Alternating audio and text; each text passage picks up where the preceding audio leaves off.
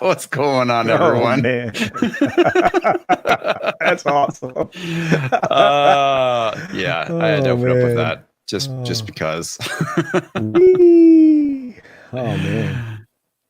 So, how you doing, Culture Casino? Beautifully, wonderfully well. I'm very glad to be here. I've been looking forward to this. I was hoping it would happen today, and here we are. So, Yeah. yay. The reason why Culture Casino has his camera off today is because his internet's still kind of crappy, and to Yeah. maintain, you know, us having the ability to have a conversation, Yeah, and me we're me kind of not leaving it off. sounding not sounding extra bro body or being Mr. Pixelated. I mean, Yeah. I don't want to be frozen John Talks, you know what I'm saying? Frozen John talks. That's great. The funny thing is, I completely forgot to pull up all the articles. Nah, don't worry about it. Don't worry about it. Yeah. Um, Man, today We're was just weird. We've got so much going forward. It's insane. I, uh, I, what's been going on? What's weird? oh man, I mean, we're still nowhere near knowing who actually, Won the election. yeah, I'm looking at it every day and going, how are we still here? You know, and then I remember, oh, because we want to have integrity in the process, and Yeah, well, integrity is important, and yeah, we got a lot of people in the chat. Let's go say hi to some people. yeah, let's say Then, hi. then we can whine about the election for a little bit, and we Uh, won't spend too much time there. But Whining, we don't need to. I mean, we can whine about a lot of things. yeah, totally. But you know. We have Naughty Monkey Earth here. We have Chris P. We also have a bunch of people's names I can't pronounce because my brain just doesn't work right. Looks like Miss Heflick one. I don't know. I don't know if I'm saying that right. We also have Graham Moff Inquisitor. Hey, oh man, how you doing? It's been a while. We also have Eric J.R. Mando Herrera. What's up, Eric? How you doing? Let's see who else. We got Robert Frey in the house. We have Deviant Porg. Wow, man. We had a lot of people waiting tonight, which was pretty cool. It's like the first time. I wouldn't say first time, but it's like normally when I'm starting, it's like maybe there's like 3 people. Now it's like slowly crept up, which is pretty Yeah. awesome. No, we love that. That's great. Yeah, absolutely. Willie Woodward. There you go. That's a tongue twister for me. David Blair. We also have Jack of All Casuals. How are you doing? Right. Let's see. Banff Graphics. Make sure I read that right. I think I got everybody at this point who's made a comment. Another Jane 42. Cool. Diablo Dame. We also have Che, because I can't say the first one, the firch part of his name. Arch Dibby Dragon. How's everyone doing? Good to see you all. Yeah, we also have Orthopedics. And we have Tim F. How you doing, Tim? And it kind of jumped on me. We also have Slithering Peanut and Crazy Cat Guy. I think that covers everybody. Yeah. How is everybody? Also, the Great One is here, as well as Imperial Lupita. Wow. Hey, so and Grand Moff Inquisitor and Robert Free and Tim F. Man, everybody's rolling in, dude. We're getting popular. I know. Crazy Cat Guy kicks us off for 3 American greenbacks with a super chat, which is a Fox saying, "How you doing?" I'm actually doing pretty good. I'm extraordinary, and I'm in good health. And both of my parental units of my 4 parental units that got COVID in the last 10 days are holy shit, man! Yeah, they're doing fine. Yeah, I don't usually talk about my personal life, but they're both on the mend finally, so I can take a deep breath and feel better. But what's really interesting is I would not have worried at all because they're both healthy. They were both athletes, and the only reason I was concerned is my dad developed in his elderly age the adult onset asthma and COPD. Oh, Jesus. So you marry those with something that attacks your lungs almost exclusively to start with, and then round 2 is everywhere else. Get a little worried, but he seemed to be doing very well today, so I was pleased. That's good. I'm glad to hear that they're doing better. Yeah, and this creates for me less worry because I'm very genetically close to my biological father. So I believe that I should be fine going through the thing because I think everybody's going to get it, guys. I think that it's going to be common.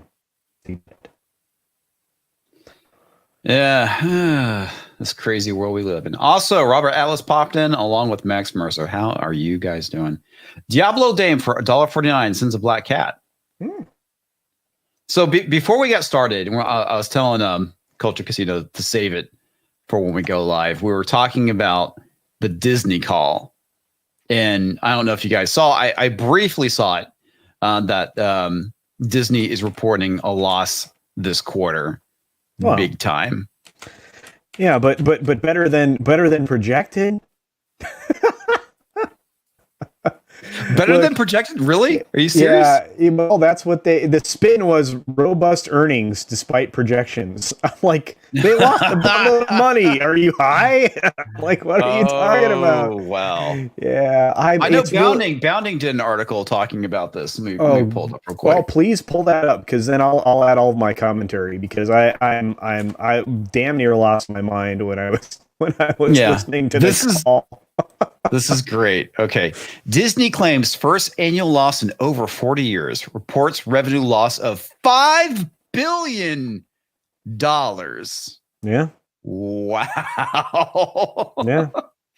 They are so fucked. I didn't have this on the list mainly because when I created the list of stuff we're talking about tonight, this article has not come out yet. No, I haven't. So it might be video worthy. The Walt Disney Company continues to struggle in 2020 as the entertainment conglomerate first has reported its first annual financial loss in over 40 years, suffering a loss of over $5 billion in revenue as a direct result of the ongoing COVID-19 pandemic. Yeah. Wow. Yeah. It's really okay. So their market capitalization is still really good. They still are maintaining an okay or an upper level credit rating with the people they need to borrow money from. But let's go through this and then we'll fire into the things that are concern me. How about that? Okay. All right. Sounds good. As per Market Watch, according to the company's November 12th quarterly report, Disney's fourth quarter losses totaled $710 million, which led to the company suffer its second consecutive red quarter. Prior to 2020, Disney had not reported a quarterly loss since 2001. I almost said 2021, which is not right. When the company ceased operations of its internet search portal, Go.com. Anyone remember that? I remember. Yeah. Yeah. They were trying to own the internet back then. They wanted to have a web dominant presence and they created Go.com. And they hosted many of their various sites in addition to all of their digital offerings through Go.com. So, in fact, the bare bones remnants that still exist whenever you go to plan a vacation with Disney. You're still. That's interesting. Yeah. It has not seen back-to-back quarterly losses since 1996. Wow. New Warriors, here it comes. Disney also reported the annual grand total of $2.83 billion in losses, which makes the first time the company has marked an annual loss since 1980. COVID-19 has been cited as the main reason for Disney's financial nightmare, with the company also reporting the ongoing pandemic cost them $7.4 billion in operating income, with the most with most of this drop coming from its theme parks expenses and customer products, which include Marvel Comics. Go figure. And of course, we have the wonderful new Warriors, which did not come out. So yeah, despite my pre-order, I'm still kind of pissed. Yeah. As for its film division, production delays to its upcoming films such as Black Widow and The Eternals, and the continued widespread closures of theaters drove led to Disney pulling in just 1.6 billion, a drop of 1.71 billion from its 3.31 billion cinematic revenue in 2019. Additionally, the company's total revenue also suffered a significant drop, with Disney reporting only 14.7 billion in 2020 compared to its 19.1 billion total in the same period last year, for a grand total of 5 billion in revenue loss. Of course, last year they had A banner year. They a had the banner most, year. yeah, the most $1 billion. We knew they were going to have a less of a box office year, just because there was no way they could keep that up. I mean, when you have as many $1 billion earning films as they did in one year, it was astounding. As I always mention with Tom when he and I are together doing the Tuesday entertainment talk thing that we do together, I'm always pointing out that Disney in 2019 was 40% of all revenue in Hollywood. Damn. That's crazy. Yep. Real quick, talk to Man Flu for $2 American. Duck Fisney. Yes.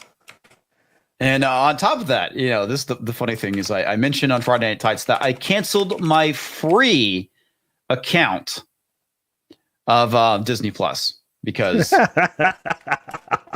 fuck Disney. Duck Fisney. I really still need to make a video regarding that. You have to. That's like the best line ever. I canceled my free account. I don't know what to say. I mean, it's one of those things where I could say I did it for this reason, and that's the video. It's like 5 seconds. No, you could just be, look, they were giving me this for free. You could have asked for something else. I mean, you could have said, do you have something else for free? Because this is not something I want for free. Yeah. Can I get a flip phone? Come on. Can I get it? Yeah. Can I get ulcers on my brain? Anyway, during Thursday's report, CEO Bob Chapek recognized that it's been a year unlike any other in our lifetime. And the other thing too is you can thank the governor of California for fucking you. Yeah, with his fist with all of his rings on. So yeah. Yeah. No lube. A handful of razor blades. Are we still monetized? I gotta check. Probably not now. No. Oh, amazingly, still monetized after saying fisting with razor blades. Anyway,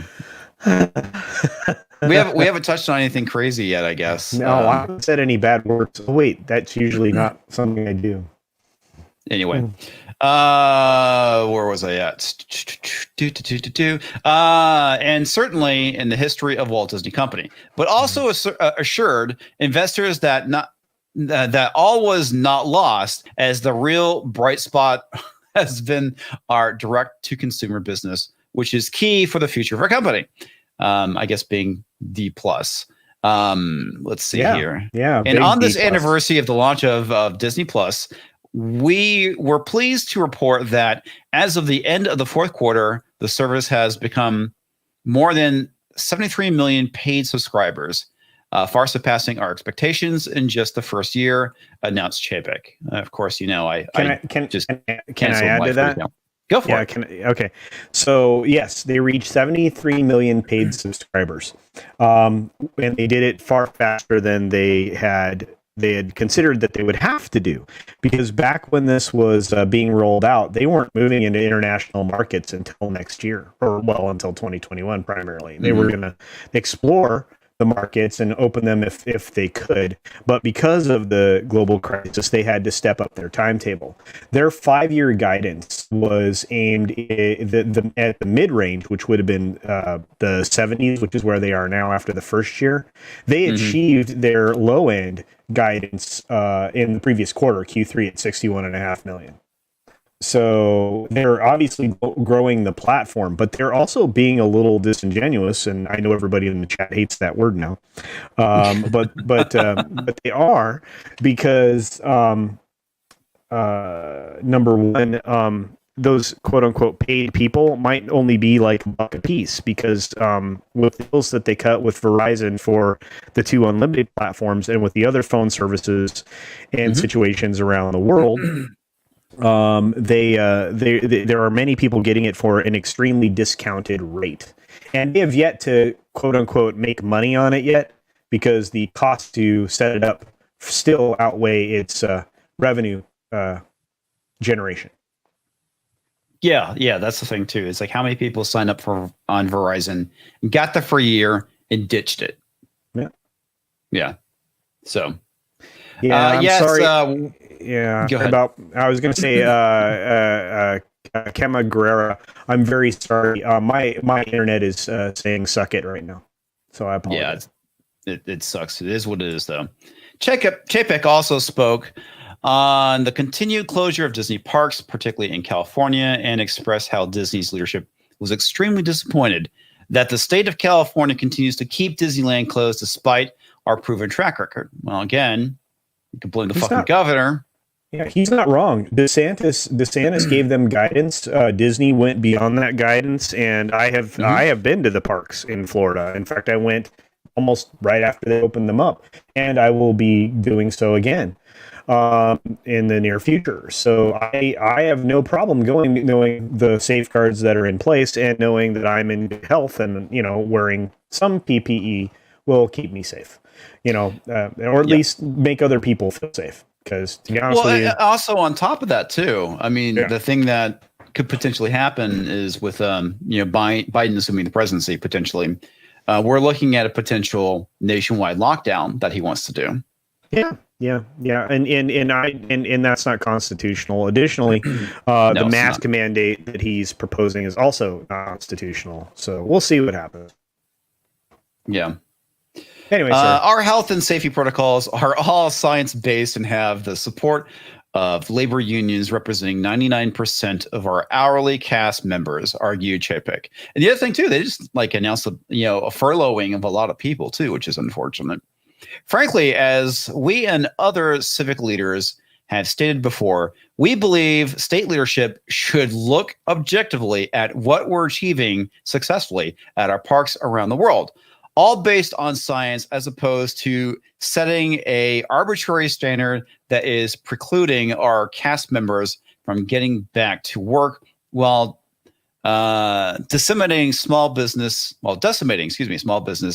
in our local community, community. And that's 100% true, because one of the things that's absent from that is the fact that the tax revenues for Orange County, because of Disneyland alone, will lose at least a net of $330 million. Mm-hmm.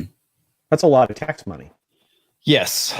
It's pretty bad. And I love how the governor of California wants to basically say, oh, look at we've done such a great job with San Francisco. Yeah, the city's practically vacant at this point. Yeah, people bailed.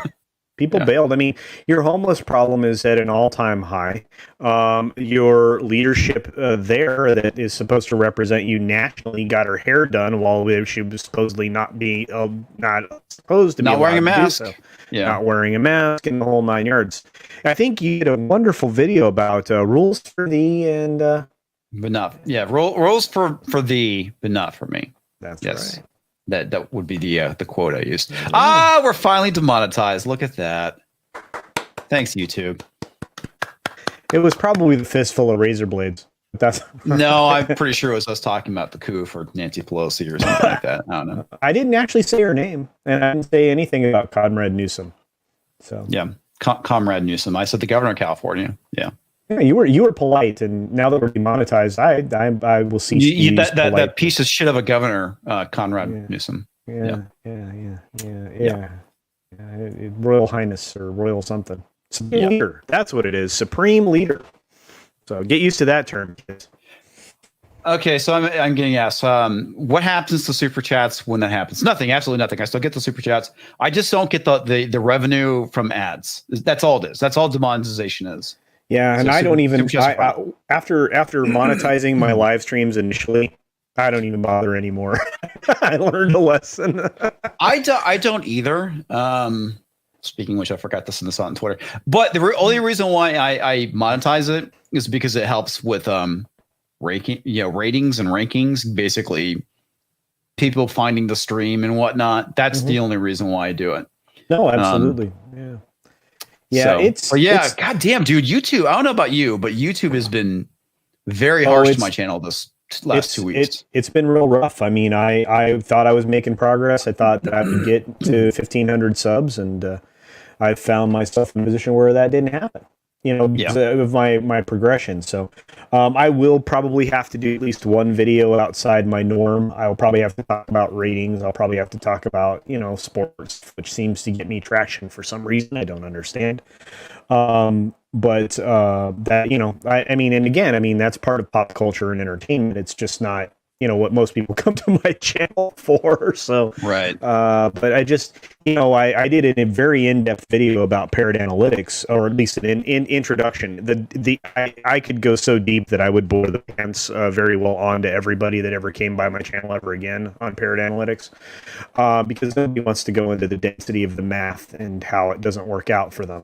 But that video very much underperformed. I got nowhere near the number of views that I would normally get, and and that's quality content. Now, it could be I'm an idiot and I made a video about something nobody cares about, but who knows? Well, it's a possibility, but it's like the one video that did pretty well, which I'm actually surprised it did, was where I was talking about buying physical media. Oh yeah. That one did really well. But when my video on the Gamergate movie, goddamn, they suppressed the shit out of that. That one it's sitting at 478 views. My Battlestar Galactica only got 580 views, and my Ubisoft one, which I dropped today, only 337. Dude, that sucks, because the Ubisoft thing is for real. I mean, when I played 4 hours of the game, and I can see what Legacy Killer HD was talking about in his video coverage of the game. It's gonna be, dude. I love his channel, by the way. Oh, dude, he's amazing, and at least for gaming. And so I feel like I get better information, and I like Young, but I feel like I get better information out of Legacy. You know what I mean? Yeah, he's pretty good. Yeah, so. But it's just and I experience the same thing. So when I look at people, I want to experience the same stuff. If I experience the same stuff that they're talking about, I feel like, okay, I can take your opinion seriously, because I mean it lines up with my own thoughts. So I think that's how we all end up getting our arms around each other. To be honest with you, is we all feel the same way. It's how this community came together, and it's why we have these amazing folks in the chat that are bombing you with super chats right now. Thank you so very much, guys. Yeah. Let me get this real quick from Talk to Man Flu for $2. Tuck Fuyub. Oh, dude, that's funny. I love okay, Imperial Lupia for $5. In the San Francisco Bay Area, still, but trying to leave as soon as possible. Looking into possibly San Antonio. San Antonio is a great city. Cali, it made its bed. Now they can sleep in it. It's definitely. I honestly think probably San Antonio is one of the better cities in Texas. Very nice. And the reason. I was going to say the Riverwalk is amazing. I love that area. I know it's very touristy at times, but it is. It's definitely a tourist trap. But the one thing I can tell you, unlike what's happening in Austin, we don't have as bad of a homeless problem Austin has, because we have like a place called Haven for Hope, right? Where they actually try and they basically say, can't do drugs here. If you want to do drugs, leave. They provide people a place to stay, shelter, and they try and basically get their life started again. So I kind of feel like we do it right, and we don't enable people. I mean, we still have homeless people, obviously, but well, we have where I live, we have multiple charitable organizations operate very similar to what you're describing, and I give them money. Yeah, because and we don't have fucking tent cities everywhere like Austin does. No, we It's don't. been a while since I've been downtown, but it's not it's Yeah. not nearly as terrible. Yeah, states that are properly managed and still allow room for charities to operate are in good shape. They're in good shape. Okay, Sick Flux for $5. When I read a novel, I'm going to enjoy a work of art. When an agenda is given priority over the storytelling, that art turns into a textbook for me. Yeah, absolutely, man. It's Yeah. pretty crazy. Yeah. Well, that's funny. There are more empty houses in the U.S. than there are homeless people. Yeah, I believe that. I believe that. But the other thing too is part of the problem. You just can't give homeless people houses because our odds are they don't have destroyed. Yeah, it's going to get destroyed. They're not going to take care of it, stuff like that. Well, and they lack the skills to do it. I mean, I think they arrived at the conclusion not too long ago. And again, this is kind of some dated material going back 5, 6, 7 years ago. But 80% of the people that are homeless because of mental, and the 20% are homeless out of choice. Yeah, you have some people that are homeless out of choice. You have some people that are because of drugs, because of mental illness, because of alcoholism. There is a number of reasons why somebody can be homeless. Obviously, there's people too that have lost their job. They fell in hard times, and you have that bit of a downward spiral. But and obviously, those are the people that if you give them help, they will go and improve themselves. But yeah, there's one of the biggest problems that came out of the 80s, folks, and I'll touch on this very briefly, and then we'll move on.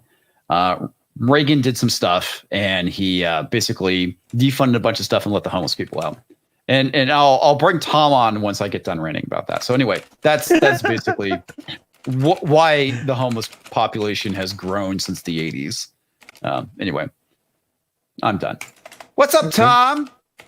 Flipping the bird. And that's probably directed at me because I didn't make his stream today, which I didn't know I was going to be invited to. So I went to my prior obligation.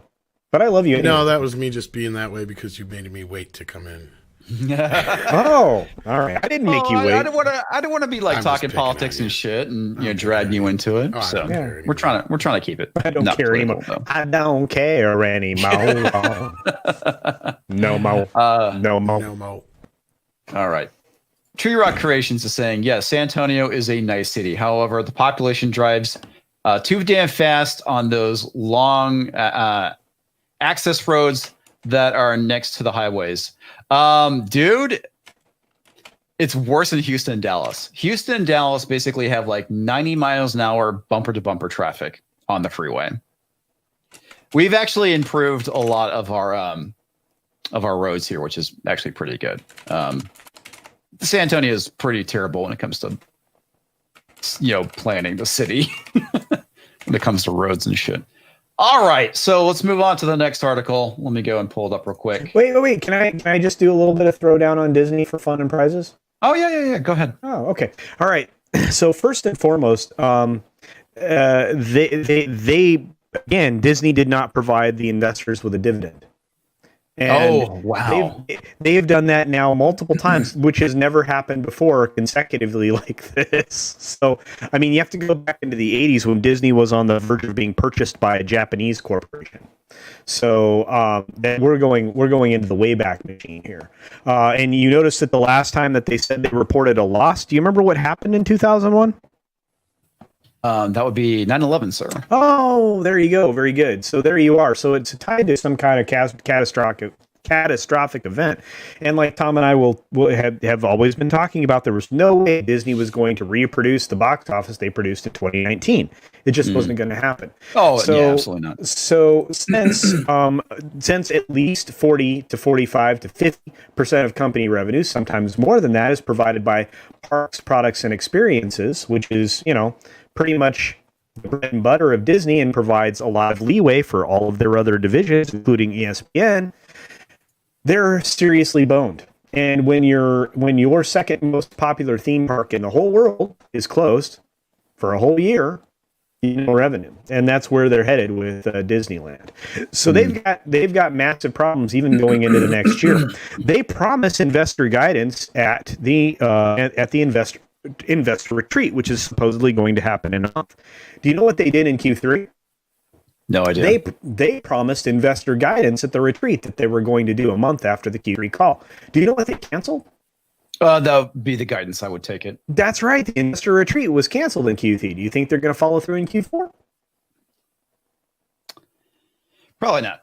I don't think so either. And the SEC investigation is nowhere close to being done into their practices in bookkeeping and other financial reporting dealings. So they have a world of hurt underneath their pillow, and they don't want to talk about it. And that's why, Chapek was busy tap dancing today for everybody there. And McCarthy, who is the CFO, was also tap dancing the entire time he was speaking.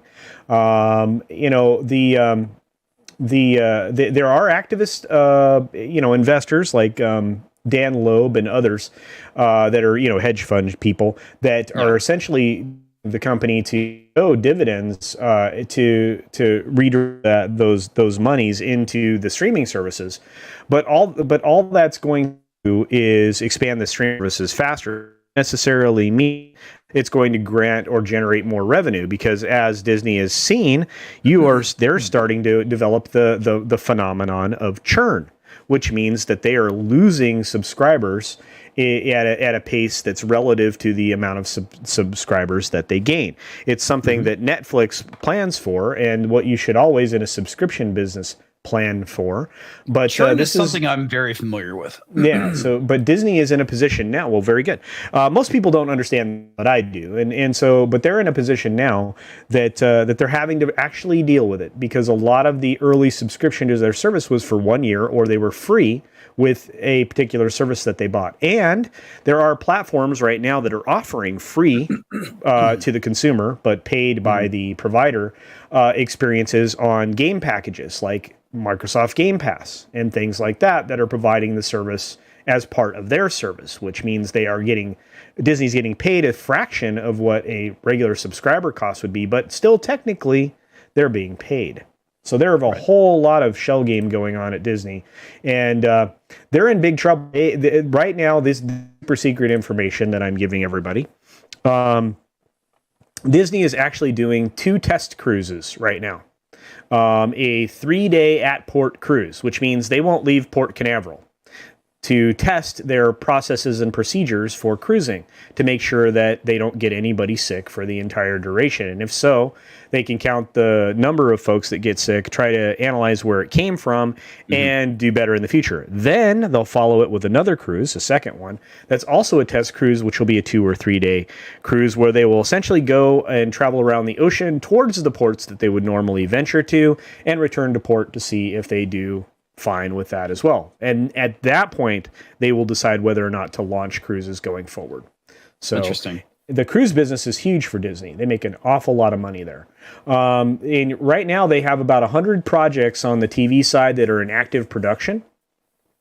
And they have multiple movies that are going back into production, and several that are actually in production in various locations in the world.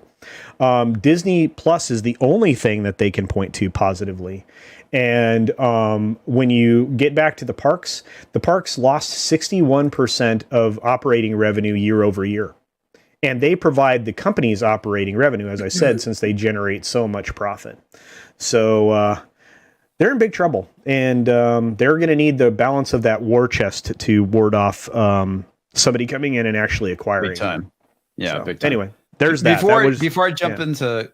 Sorry, go ahead. Finish up. No, I was just going to say that was it. I just wanted to give everybody all the information they could possibly want on that. So okay. Before I jump into comments real quick, how you doing, Tom? It's been a while. Hey, what's up? Finally got moved. Well, the stuff that was in my house, I still got to get the stuff out of storage. Working my ass off. You know how it is. Same shit, different day. Yeah, I hear you. You get any snow? Here. Sleet.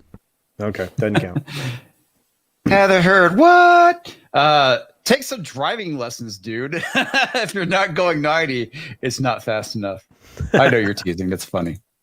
Rob Atlas for $2. I like how chill the stream is. Well, thank you. We try and keep it light. Try to. Yeah. Well, I mean, there's times where we hit the heavy topics too, but we've been avoiding that because of how Sometimes fucking I heavy the will world just is. go the fuck off. By the way, just Yeah. Yeah, I've heard that before.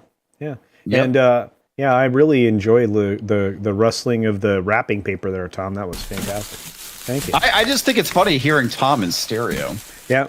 in stereo. Okay. The shit jumps on me. stereo.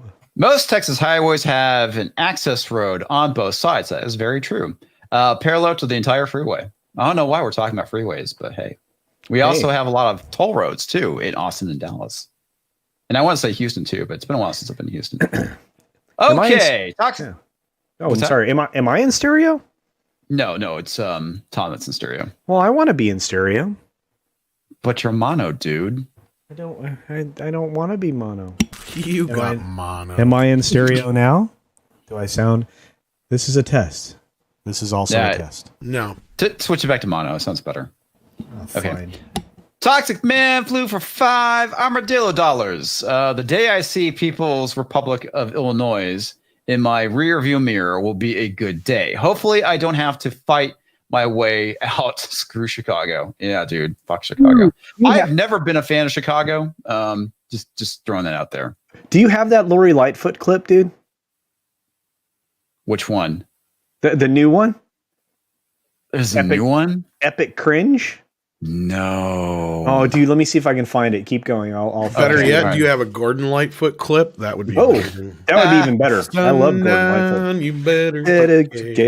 If I find you've been creeping round my backstage.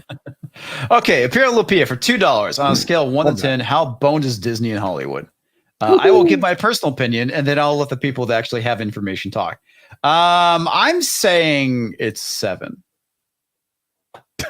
maybe an 8. I think it's probably That's closer. just pure gut. That's Yeah, no, pure gut. I think it's probably closer to an 8. But again, the thing that's saving them and why I'm not going like full 10, turn the volume, break the knob at 11, whatever, is because of their market cap. They have a buttload of market cap, and they have a lot of assets. They have things they can sell. This is a conversation Tom and I have regularly.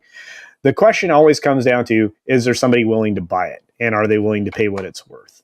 And when it comes to things like with CBS, ooh, that's it satisfies. Yeah, Tom does satisfy. Is that what it says?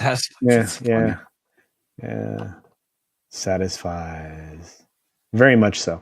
Yeah. When it comes to companies like, let's say CBS, which with Star Trek, they drove the price of that down a lot. So it wouldn't be nearly what its value was, 8 years ago. So, there could be an argument said that there is there could be argument said that there would be valuable properties they still possess, but they've already ruined they're one of their most prized possessions. Yeah, Star Wars. They need to start shaking off some Fox stuff, in my opinion, but that's just me. Well, honestly, right now, I think probably one of their biggest issues that they're facing is that they bought like Fox 2 years ago, or was it a year ago? It's only been a year, right, Tom? Yeah, it's they been a didn't year, close yeah, that deal. Yeah. So, I mean, that's a lot of money that they wrapped up into buying Fox, which definitely, with that amount of debt, does not put them in a good position. What are your thoughts on how screwed is Disney and Hollywood from a 1 to 10? 22. They're fucked. Everybody's fucked right now. Well, especially California. I mean, they've been locked down like most of the year. So Hollywood's definitely kind of screwed. There's no, new movies coming out. And when they do, they typically have a bunch of woke nonsense with the exception of a few movies. So, well, did you get to the part of the article? Because I was listening while I was dealing with shit in the background. But did you get to the part of the article where they talk about Disney Plus and how they're going to continue to move forward with more premium movies, just like Mulan? In the special, I didn't read the last paragraph. Let me pull that up real quick. Yeah, and we did not visit that subject. That's something it depends on which article you grab. It might be and it might not, because they're all kind of a amalgam of each. But yeah. Oh, so this one, no, it doesn't say anything about premium. Yeah, so as Tom is alluding I was reading to, Bounding the Comics. Yeah, as Tom is alluding to, they are going to consider releasing what would normally be theatrical releases in the same manner in which they did Mulan. Because they said, now mind you, they provided no facts, figures, or anything when they said Mulan performed very well as an SVOD feature. And during the course of the quarterly call, which again, because you're not providing any facts or figures, we're taking your word for it. And we already know it's not true, based on the actual performance of it. So we'll have to see. I mean, that movie clearly underperformed its numbers, and because it went to the secondary market, there won't be a secondary market for it in the future. So it was incredibly foolish in my opinion, but maybe not. I mean, the canary in the coal mine was probably Tenet for the theatrical releases of blockbusters, and the canary in the coal mine for streaming was probably Mulan. Knowing full well you're not going to get the money, and this is a discussion I think Tom can weigh in on, because when it comes to films like No Time to Make Money, they're fucked. MGM is pretty fucked. Yeah, I mean, Tom, where do you fall on that? I mean, you and I keep talking about it, and I don't know how aggressive your opinion's getting. Oh, hang on. Before you answer that, let me get the super chat real quick. This is funny. Sure. Sigflux for $5 on a scale from Harvey Weinstein to Jeffrey Epstein. How boned is Disney? Nothing. They're Bill Cosby. They're Bill Cosby. Okay. Glazane Maxwell. Glazane Maxwell. There was another couple of chats in here that I saw that I want to kind of grab. Okay, so Comics Division question: is Fox News owned by Disney? No, it's owned by Rupert Murdoch, which is completely different than the Fox Studios, I believe. Yeah, which is different than the group that bought the Fox properties. Yeah, from Disney, the Fox Sports and all of that. Yeah. And we have a quick question from Terminus Est. Why did you privatize last week's Throwdown? I didn't. It should still be up. I wanted to listen to Culture Casino's epic rant again.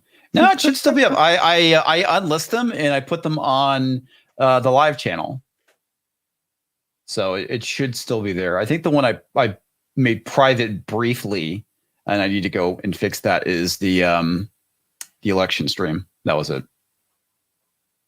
So, so go ahead and answer that, Tom. If you don't remember what the question is, let Culture know. What was the original question though? Like, how fucked is everybody? Oh yeah. On a scale of Jeffrey Epstein to Harvey Weinstein. Yeah. Well, they're all pretty Bill Cosby right now. They can't do shit. Okay. Look, MGM, it was nice knowing you. If you don't come up with something real soon to sell fucking No Time to Die to somebody or sell yourself, you're fucked. Mm-hmm. Yeah. You're done. There's no coming back from this. Fox, Disney, all that shit over there. Like Culture said, they've got enough to keep going on like life support. Mm-hmm. Okay. Yep. Like there's a little bit of an IV drip going right now from Disney Plus. They're selling some DVDs and Blu-rays because those sales are up. They're probably selling some toys because parents are sick and tired of dealing with their kids at home and they give them something to shut them up. Probably. Yeah. Christmas is coming up. Baby Yoda was a big hit for them. They finally got some Baby Yoda fucking material out on the market. Outside of that, though, Marvel's been at a dead standstill. They haven't been able to do shit. And I feel like that's what Chapek was getting at when he's like, we're going to take, the road, traveled with Mulan going forward with a lot of more high profile movies, because frankly, I told you guys and I fucking warned you that this was going to happen. And it's already happening on the video game side of things, because didn't Sony just recently say some shit like, well, you should be paying $70 or $80 to $100 a game, actually. Fuck that. Well, and they're not wrong, because I'll be honest with you, there's more that goes into making a game than making a movie. And we Yeah, actually but, are getting, okay. yeah. That's a problem though. Okay, But what I they're mean, doing is they're setting us up for, like I said, you wouldn't be surprised the next big few movies come out and they got a premium price tag attached to them, and you ain't gonna be able to see like they'll release Wonder Woman per se or something like that, mhm. but it's only gonna be able to you're only gonna have to pay 50 fucking $60 or something to see it. Like, I'm not kidding, guys. That's what we're getting to, and that's only just so they can get over this next hump. And if they can see, oh well, people will do that, they won't spend any less money. They will continue to spend and do what they do, and just expect us to foot the bill. Now, eventually, that's going to give way, but dead fucking wrong about that, man. I'm not paying $100 for a goddamn video game. Well, when I was paying $50 for CD games, back in the computer days of playing video games, I thought that was pretty expensive, and they kept going up. $39.99. You remember that? Yeah, we would pay $40, dude, and we did that for a lot of years, and it made a lot of game companies a lot of money. Mm-hmm. And the games have gradually improved as the technology improved. But I tell you what, lately the stories have been going downhill, and we've been getting less gameplay. So why am I paying more for less? Well, the other thing too, which to me is one of the biggest problems, which I kind of talked about yesterday with my video talking about goddamn, what is that goddamn game? Valhalla. Thank you. Assassin's Creed Valhalla. One of the biggest issues I have with modern day gaming or gaming companies is the fact that back in the day, back in the 90s, when you bought a computer game, it came on a CD. Yep. You installed the game, that was it. You didn't have widespread access to the internet, so that game had to be fucking perfect. And then they sold additional content through a CD, and again, you'd go and install it. Now we're getting to the point where you can have games patched and changed. You can have content removed, which is what we're going to be seeing with Assassin's Creed Valhalla, which is, in my opinion, is pretty fucking criminal. And just because one person whines on the internet, suddenly, you're going to have an entire game censored because of one fucking person. Yeah. So we now live in an age, folks, that if you are pissed off at a company, go and complain. You can get shit canceled. And it's the reason why I said in my video, tell these companies I'm not buying your product. And the reason why is because you're letting these fucking people ruin your industry and ruining our entertainment. And this individual said, I'm coming for Dark Souls next. It's like, fuck you. Fuck off. Well, it's pretty apparent all you give a damn about is power. Well, but except the thing is, it's this tiny little power trip. They get nothing out of it except they take down a game company. Because believe me, we already have people voting with their wallets in gaming. We already have people voting with their wallets in all the other forms of entertainment. I mean, I'm a pure example of that. At the end of the year, we need to tell them. We need to tell them why we're not doing it. I have because anytime. Anytime you know this, Tom knows this, I know this, but we need to make sure that the larger audience knows this. Sure, because sure. If we collectively, they hear some screeching from, 100 people, maybe 30, maybe 20, I don't know. If we collectively go and start tweeting at a company saying, don't do this, we will stop buying your product.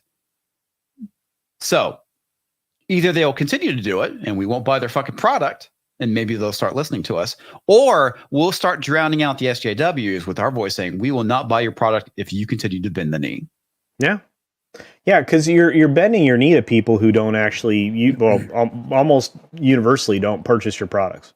Yeah. Real quick, let me grab the super chat and I'll pull up the thing that you have.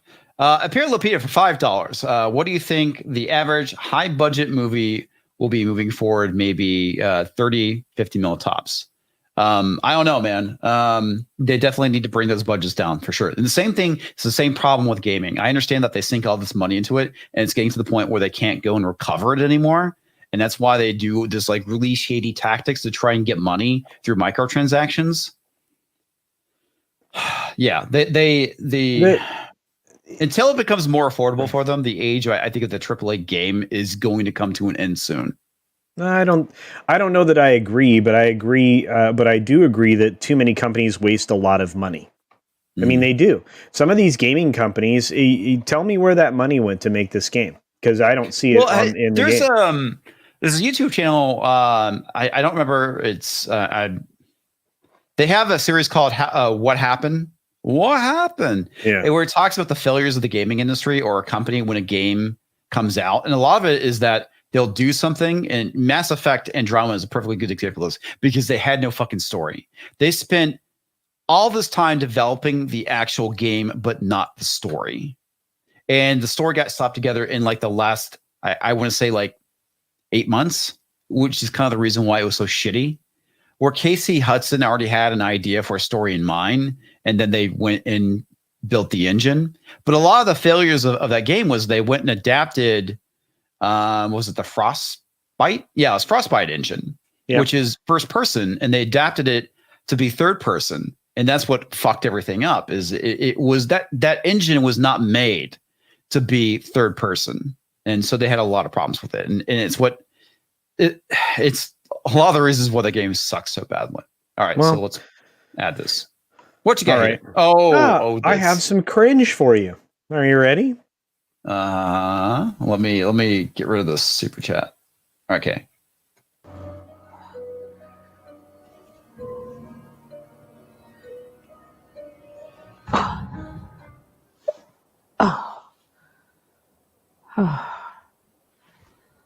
Thank God. Science is back, baby. And the earth is round, not flat. Washing your hands does work. Social distancing does matter. And wearing a face covering does help protect all of us. I do love science. I love science. I didn't know science went anywhere. Yeah. Just remember, folks, that largest amounts of science. No, wait a minute. Hold on. Left as well. Time not out. just the right. Time out. So they're equating people who believe in flat Earth with those who have issues with how the media has pushed COVID. Is that what I'm trying to get from this? Yeah. Or not trying to, but that's what I'm gathering from this. Mm-hmm. Yeah. Okay. Yeah. Well, that and the fact that because Biden is elected, science has returned. It's like, what about the anti-vaxxers? A lot of those individuals tend to lean, to the left a bit. Yeah, just a skosh. Just a skosh. Anyway, I thought you'd get a kick out of that. God damn it. Seriously. Fuck this lady. I hope the chat enjoyed it as much as I did. Yeah. All right. I'll pull it off the screen now. Yeah, I was going to say, there we go. Was there anything you want to add, Tom, in regards to anything we just talked about? Well, yeah, I didn't really finish. MGM, sorry. Like with the whole, like, I don't know if you guys saw the video this morning, but we got word from an inside source, a pretty reliable one who's gave us most of our Bond info.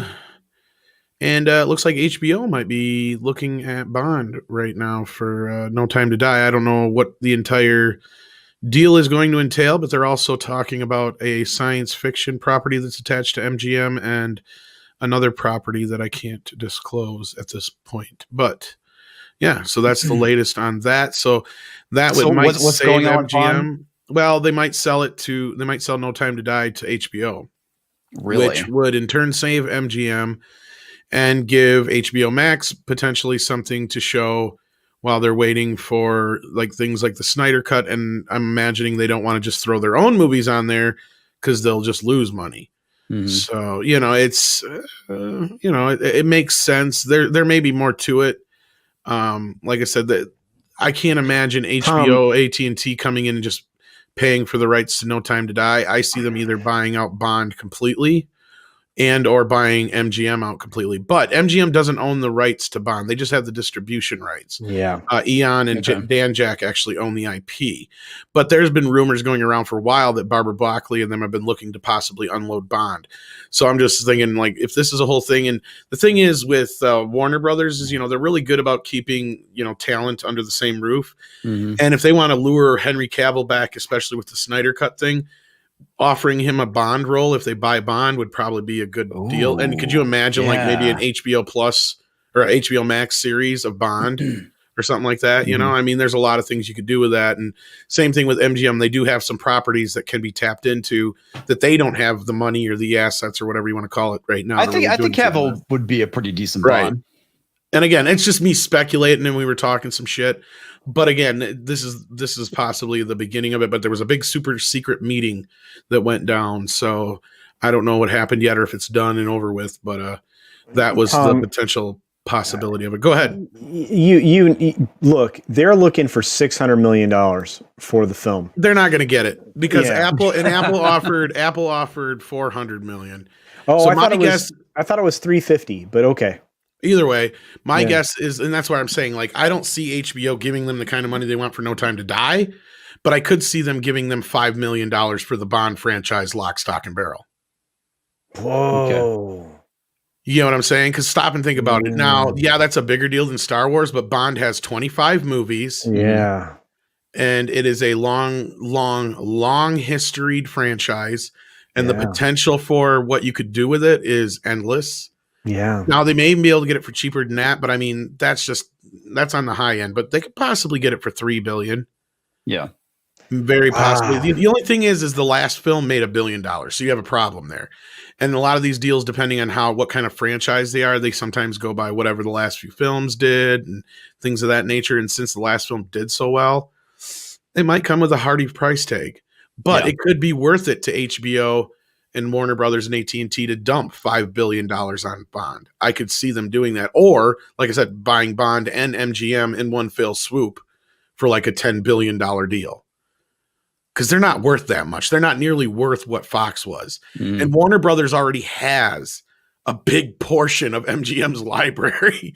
Like almost everything from the beginning to 86 outside of things like Bond, they have in their library already. So adding the rest of the MGM library would be like, makes sense.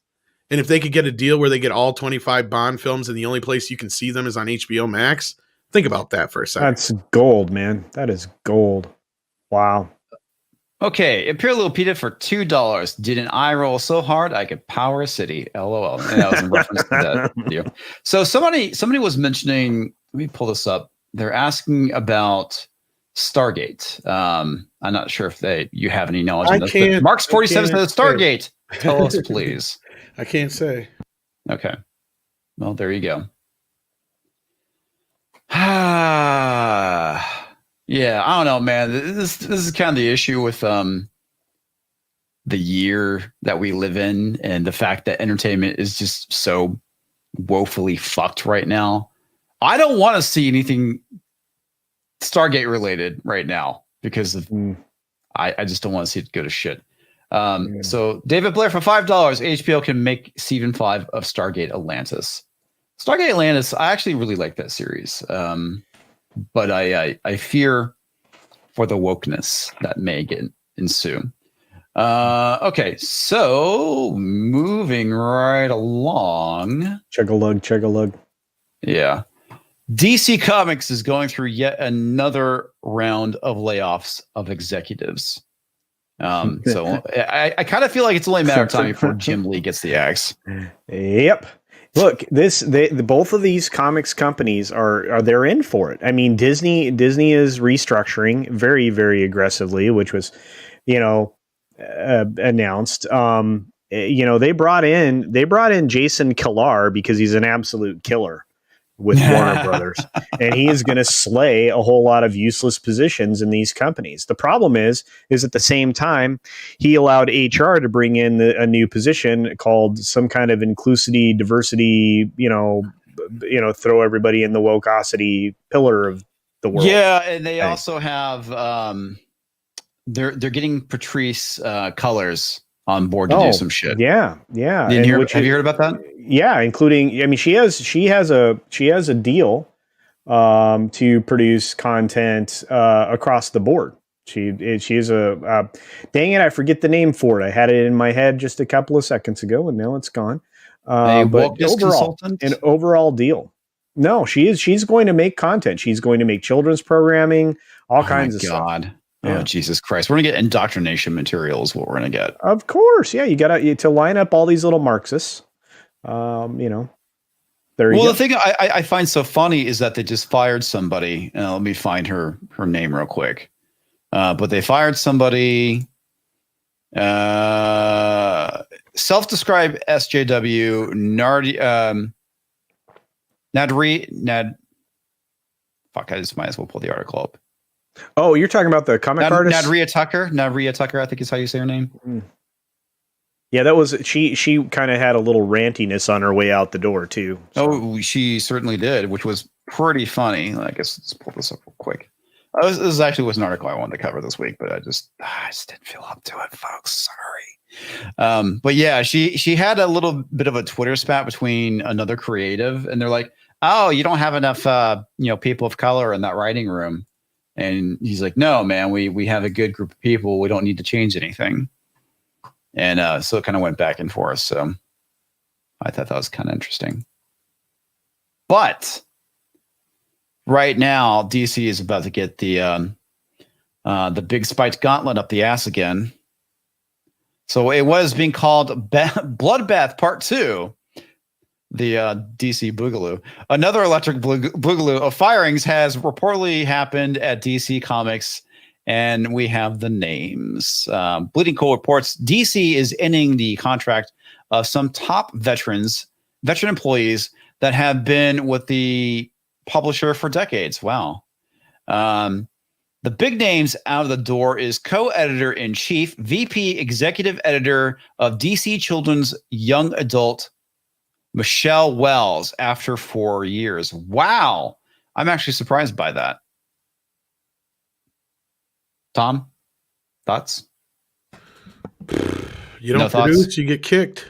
I Yeah. mean, what the fuck do you expect? It's kind of like the chick over at the CW Superman Lois show that was like, my scripts were considered a subpar and blah, blah, blah, blah, blah. But, Yeah, that was the lady we were I just talking about. disagree. Yeah. You know, it's like, is that the same one? Yeah, that was her. Yeah, Yeah. fuck that bitch. But this is what happens when you hire activists to write TV shows. Well, that yeah, nobody wants to eventually they'll watch. figure out that they're nothing but token fucking diversity hires, but then they think they're so fucking awesome. Yeah. Guess what? You're not that fucking awesome. Sorry, it has nothing to do with the color of your skin. It has everything to do with the fact that you suck at writing. Plain and simple. Well, the funny thing is, like, I thought Michelle Wells just got promoted too. Which is funny, the fact that they just showed her the fucking door. Well, that I tell you what, Valiant's going to get rid of that one chick as soon as they possibly can. If they exist after the reorganization, they're going to have to go through. Yeah. There's all of these comic companies. They just don't listen. If you write garbage and because it's politically driven or agenda driven, it won't be consumed. If it's not consumed, you didn't sell it, therefore you shouldn't have a job. In most businesses, if you can't produce, you cease to be employed. That's just the way it is. Well, the thing that's so funny about it is that Michelle Wells, like 2 months ago, got promoted to this position of co-editor-in-chief, and she was promoted to co-editor-in-chief with Marie Jarvins.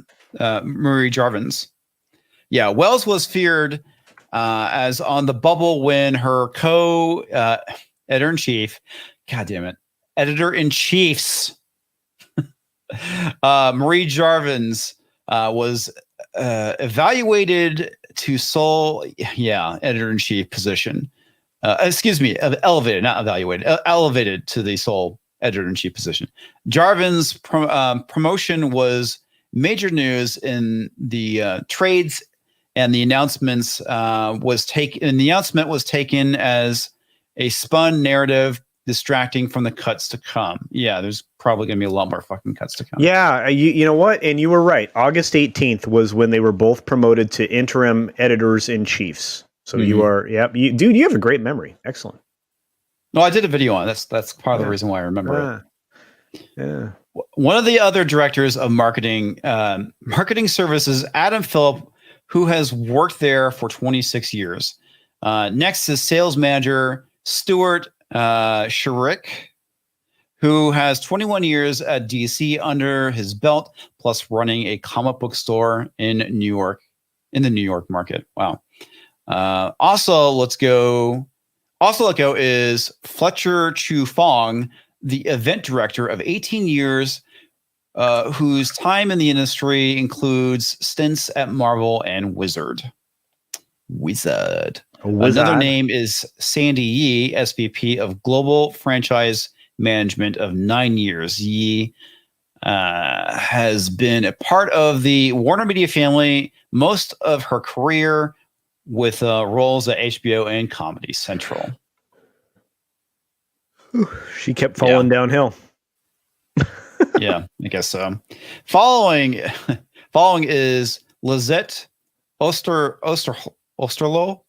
After serving as VP of Digital Marketing and Events for several years at DC. Before that, Osterloh worked 13 years for Warner Brothers Online Television Division. The reportedly informed group editor, okay, Alex Carr is his service no longer required after 2 years in his post. Bleeding Cool says a total of 9 staffers are being released through no statement has been issued, and DC Comics is not commenting nor returning emails. Eventually, the site Eventually, the site is struck by the decade of experience belonging to each of the firing. Combined, they possess a century or more of knowledge and experience. So, yeah, that's pretty fucking insane. More to come is all I gotta say. I fully expect to see more firings from DC, probably at the beginning of the year or in December. So August, yeah, that was 3 months. So maybe December, maybe January, February. That's kind of my thoughts.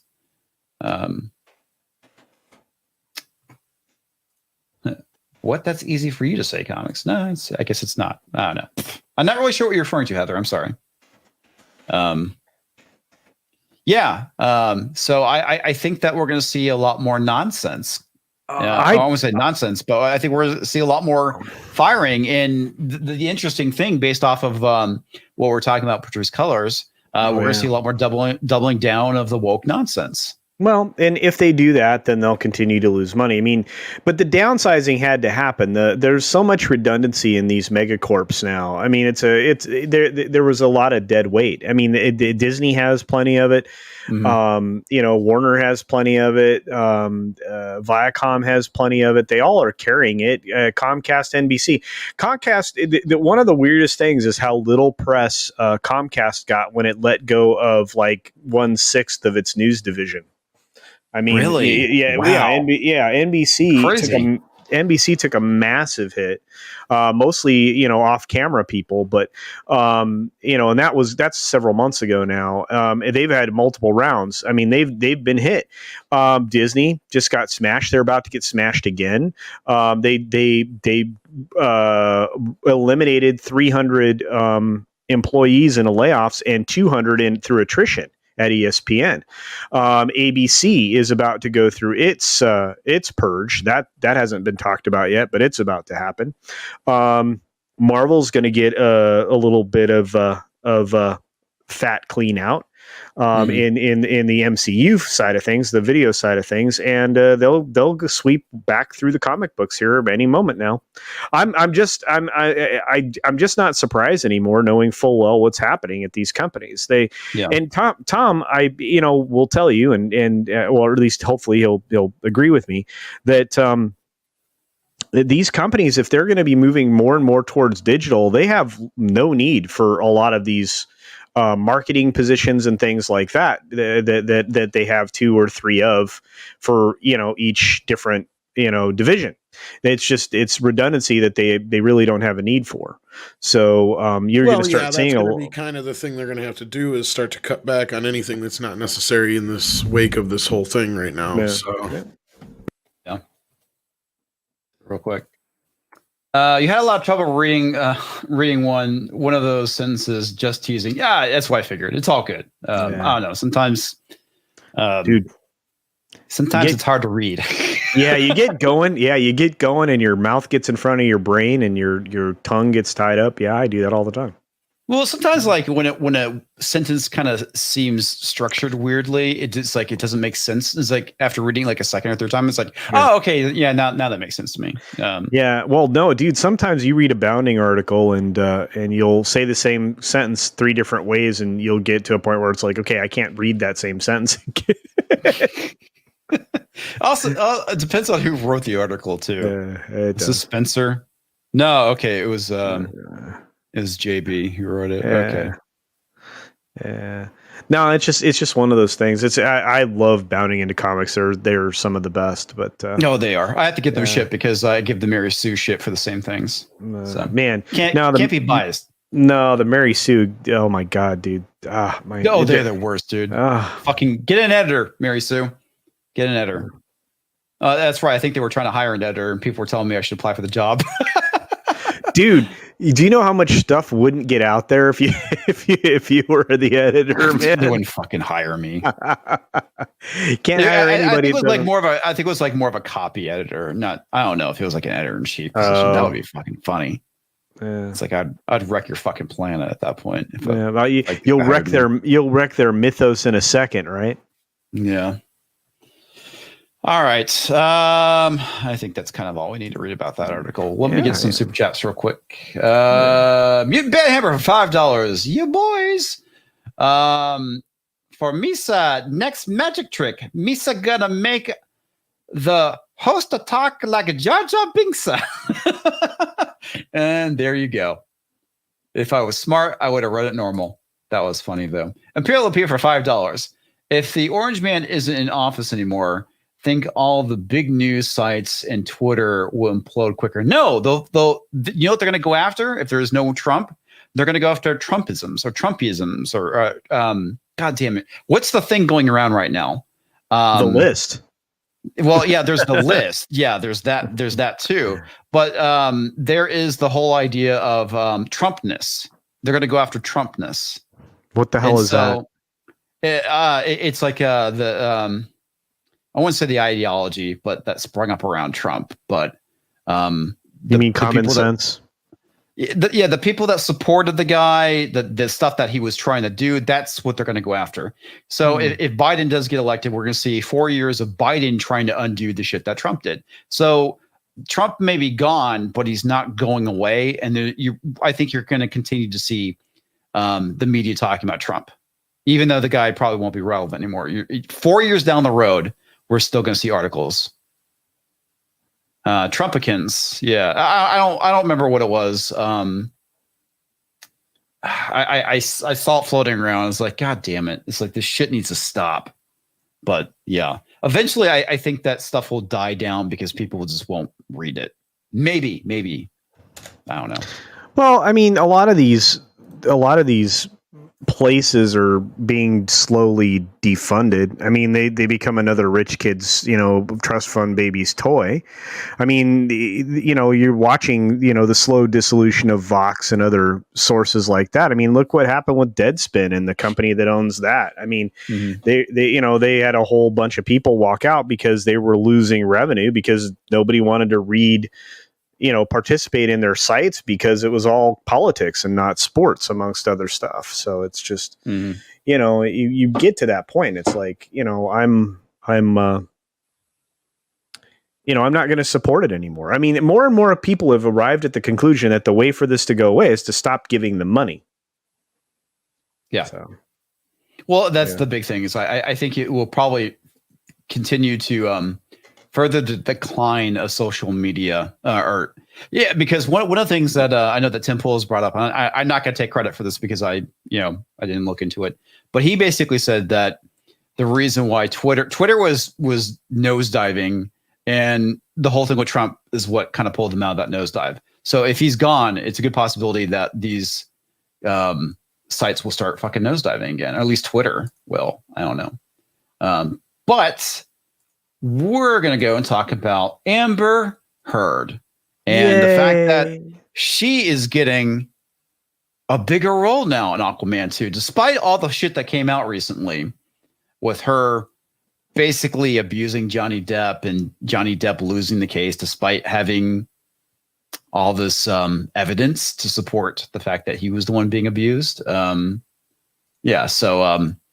she gets rewarded for being a shitty human being.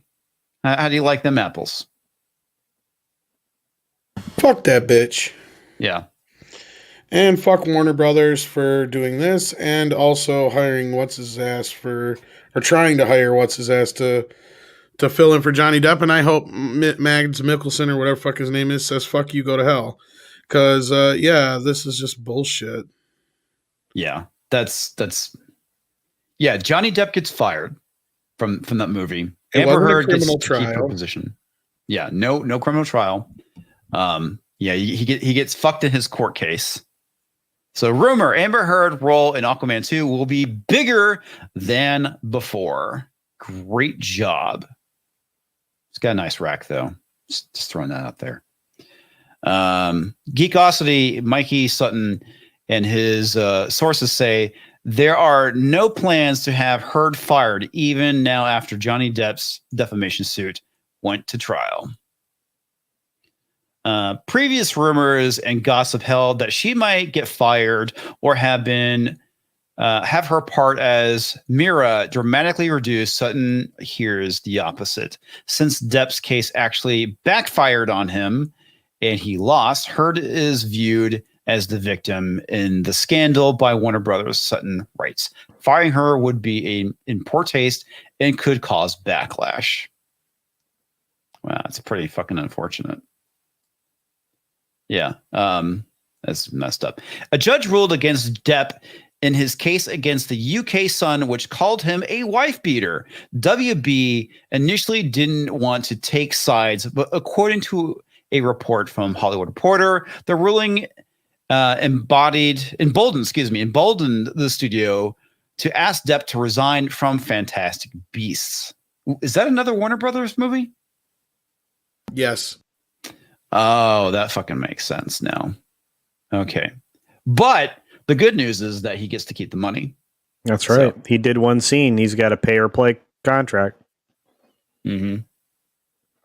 The studio, according to one of Sutton's insiders, wants to avoid a bad publicity Depp might generate during the promotion of the film. This opinion was also echoed by the report from the Hollywood Reporter.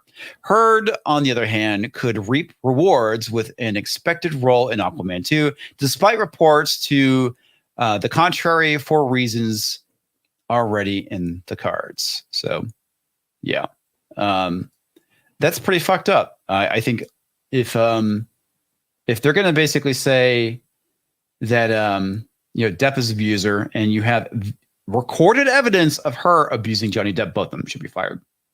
If that's what you're playing at, this is bullshit. I believe Amber Heard is a blonde. The character of Mira is a redhead, so I'm pretty sure they just dyed her hair. But yeah, she looks pretty smoking hot as Mira, I have to say. But yeah, total fucking psycho bitch. Sutton said WB doesn't want to fall behind Marvel in the game of female representation. Of course. So you keep a shitty person. Yeah. Somebody who went around beating the crap out of her husband. Yeah. Fucking fantastic. Fucking fantastic. On top of the film's roster of heroines, including Black Widow, Captain Marvel, the House of Ideas boasts Ms. Marvel, She-Hulk, Kate Bishop, as well as Scarlet Witch on Disney+. Nobody fucking cares. Honestly, out of all those characters you just listed, there's only two I think anyone remotely gives a shit about, and that's She-Hulk, and She-Hulk more so than Scarlet Witch. And of course, we're not going to get Silky She-Hulk. We're going to get SJW She-Hulk. So, yay. Thank you, Dana Schwartz. Forward to the other one. I hate She-Hulk, but that's just me personally. Really? Okay. I don't like redundant characters. I think they're dumb. And people don't like my opinion on that, but whatever. It just is what it is. I know. I get it, dude. I really do. I just know the character is very popular. Yeah, I mean, I don't, and that goes to pretty much every like sidekick that's a straight rip off of the OG, from like Supergirl to Speedy to every fucking Flash. You know, they're all just the same fucking thing with a new fucking costume. It's dumb.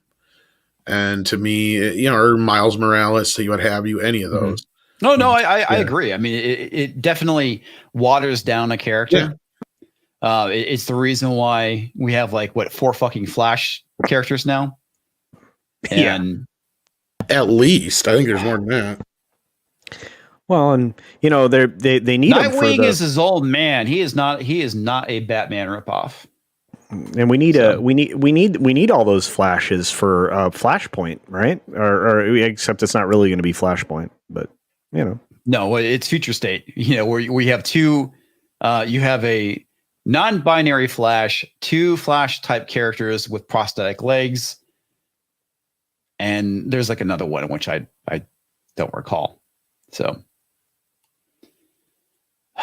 honestly, this is the reason why I don't fucking buy comic books anymore. At least not DC and Marvel comics. They're kind of pointless.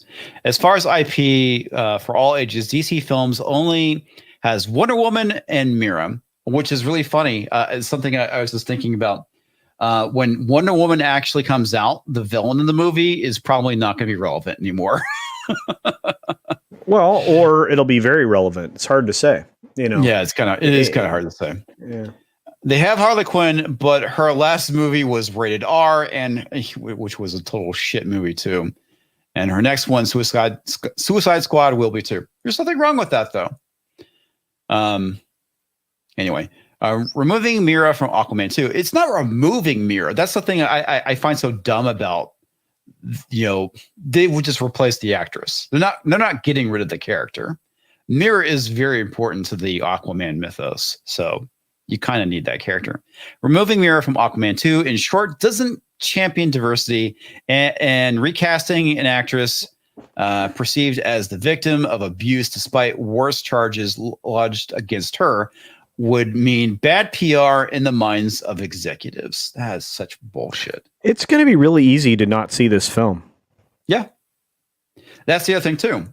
Again, going back to what I'm saying about when businesses do things that we don't like, don't give them your money and tell them why you're not giving them your money. Anyway, saying that a petition calling for her to be excluded has nearly reached 1 million signatures.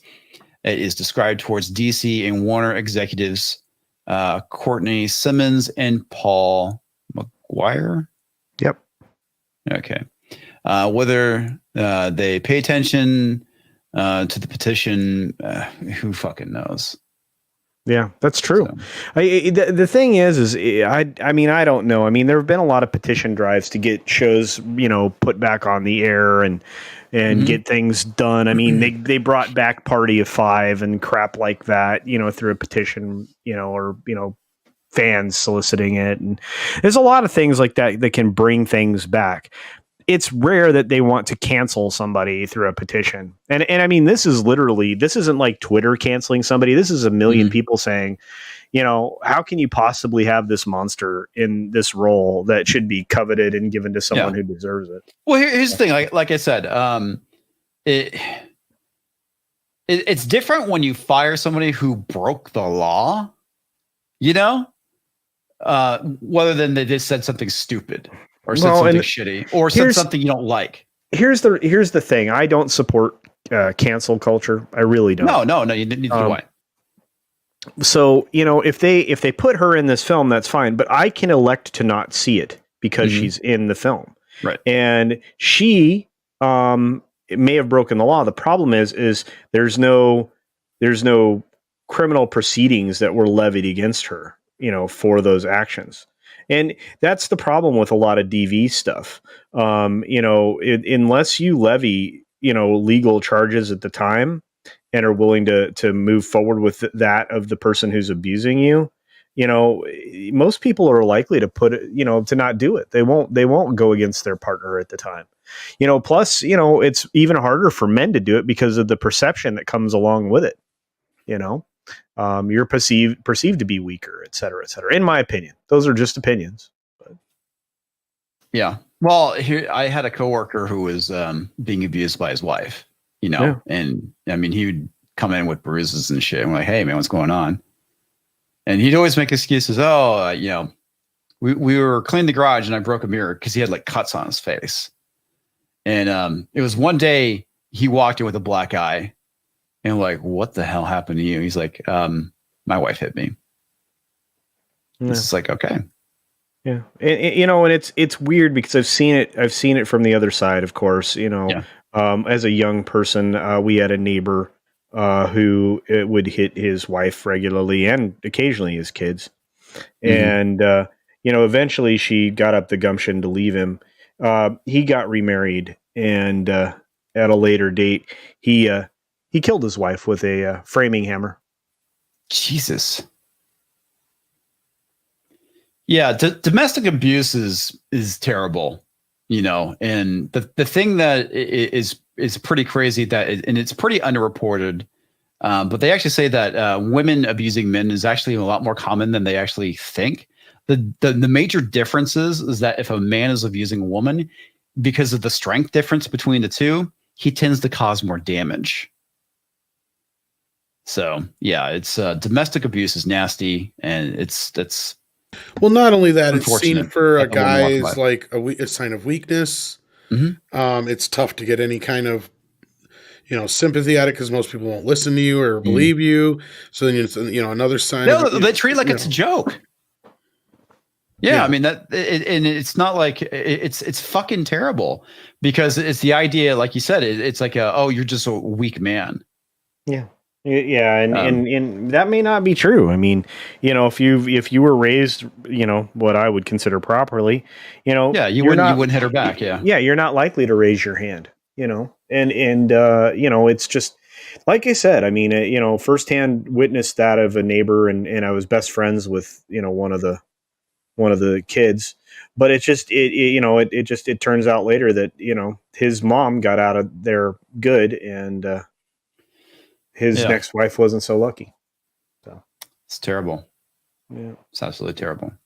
And the sad thing too, that because of the day and age we live in with COVID and these lockdowns, you're seeing a spike in all kinds of problems. DV, all kinds of problems. Yeah. Your self deletions, all that kind of stuff. Yeah. Which is pretty terrible. Hey, Sir Toxtala, how's it going, man? Once the thing pops up, I'll pop it up here. Here we go. It also makes the man less likely to be trusting of women. As well as diminishing self-worth completely. I'm trying to remember. It's like, are you a psychologist? I'm trying to remember. I was watching some of your videos a while back, and you were mentioning some stuff. And I came across psychology one. related. I came across one today. So yeah. Yeah. So anyway, let's get on to the next article, which is going to be fucking hilarious. So Leslie Headland is back in the news again. The funny thing is she has two articles. And real quick, let me get his comment back. I have a master's in clinical psychology or psychiatry. I don't know what the abbreviation is. But that's what I thought. It's like I swear I remember you saying something about that. So yes, Leslie Headland is back in the news. She is presumably getting her female-centric show, and this article is fantastic. And the reason why is because if you guys remember that video, shit, I think I still have it pulled up because I wanted to get that clip again. Shit, where's Leslie Headland's back again? it was Variety, right? The interview. Is it the one where she calls out ladies? Yeah. You know what? You're in luck. I just clipped this SOB. Oh, you did? Yeah. Let me see if I can whip this out. Give me a second here. I can't. Okay. I'm pulling it up into a new tab, full screen. And this is great YouTube, guys. Banana. All right, I can keep talking. It's fine. No, I got it. Here we go. Hang on. Mutant Banhammer has a request.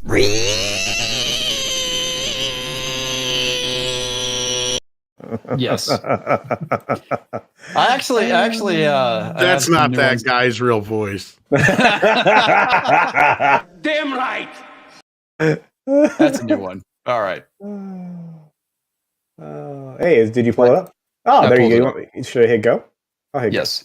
go. All right. This is your lady right here. The lady person. Yes. This is her. Like I think white women need to kind of step up their game, to be quite honest. Like, sorry, but I'm calling you bitches out. Like, you really do. Like, there's like I couldn't agree more with everything that these brilliant women are saying. But like, I'm also seeing the silent killer, which is a lot of white women at the top who are kind of reinforcing a lot of old ideas. I think a lot of it, to give them the benefit of the doubt, and I'll just speak from my own personal experience. It's just like, I wasn't sure how to be an ally.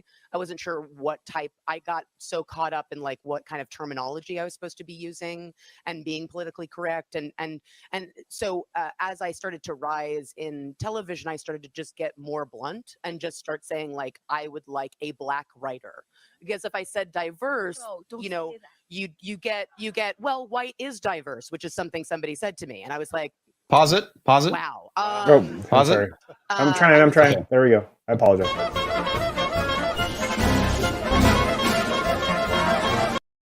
Okay, you can go ahead and resume.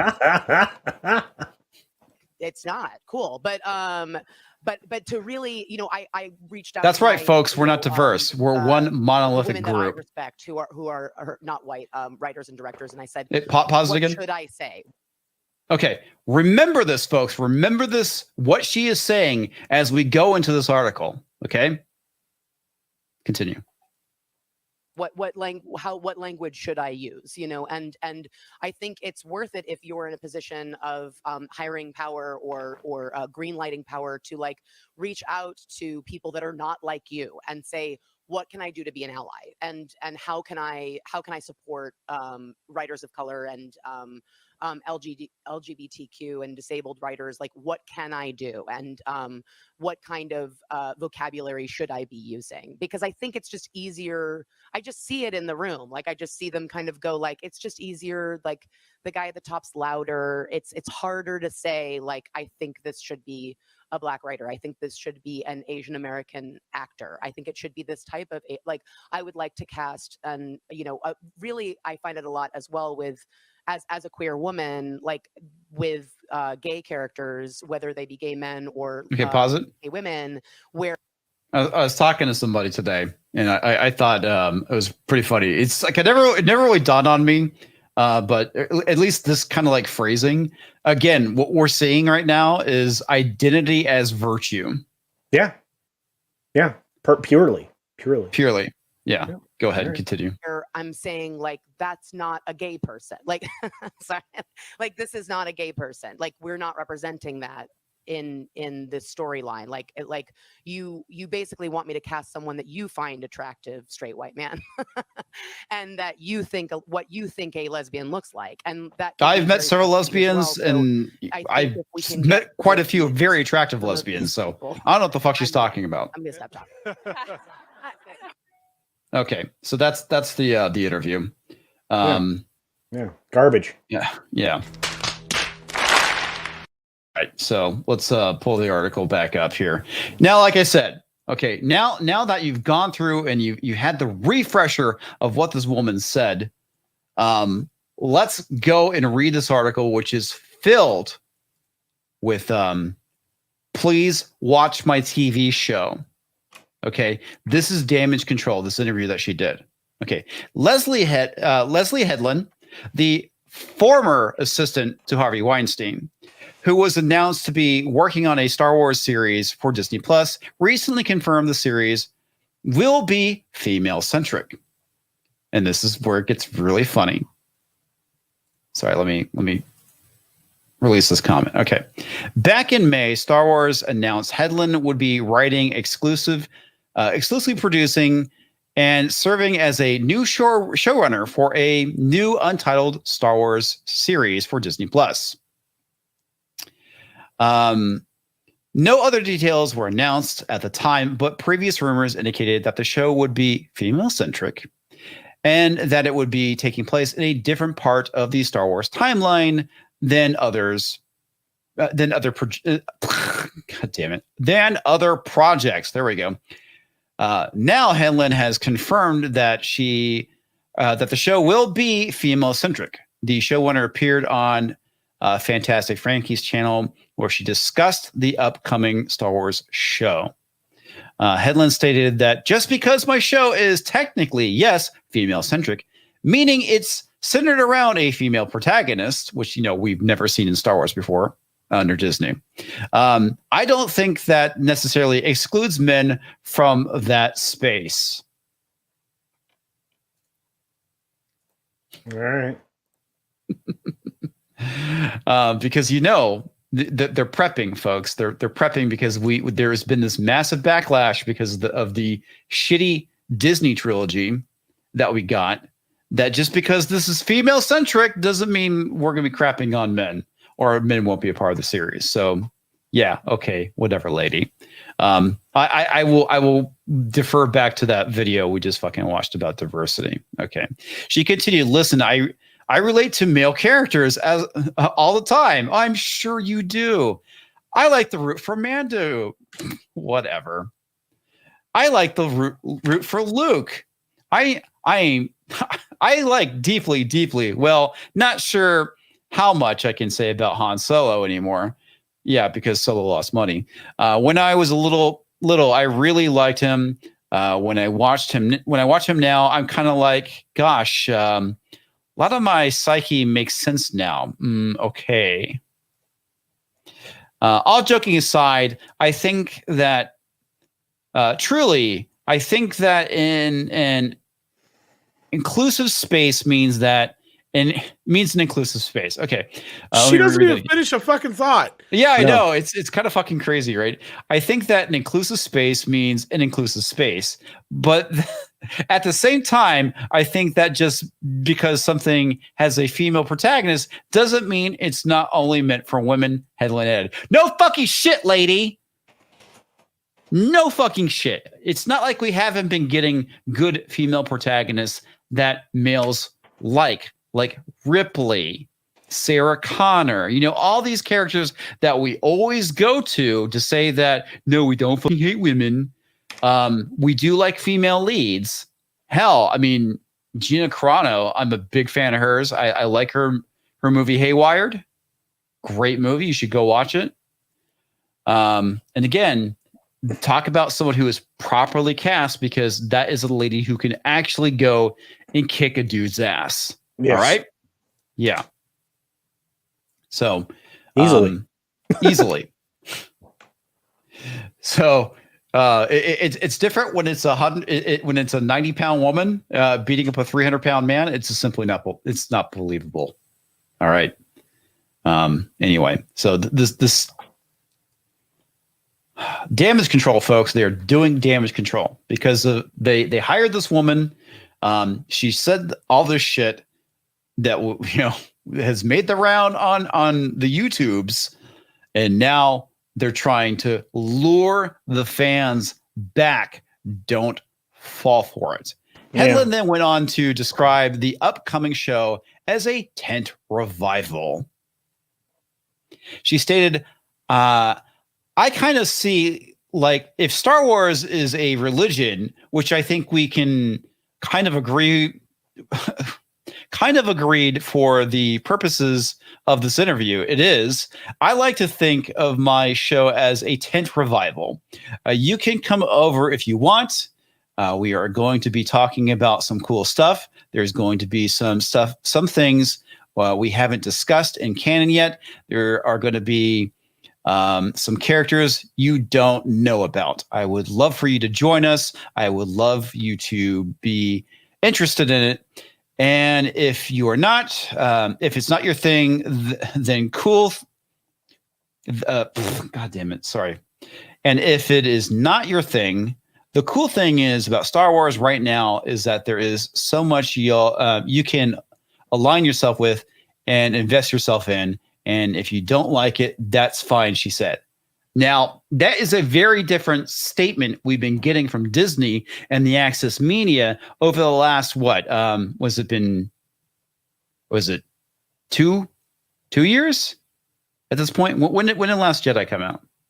Was that 2018? No, it was 2019, right? What? No, Tom? Last Jedi. The Last not- Jedi came out 2017. 2017. Okay, Okay, so for yeah. 3 fucking No, years, not the last we've one. been getting this narrative. If you don't like it, you're racist, you're misogynist, you're all the ist and phobes.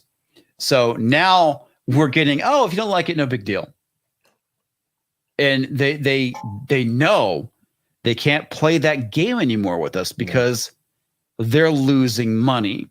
Rise of Skywalker is a perfect example of what I'm talking about. Mints of soybeans. Yeah.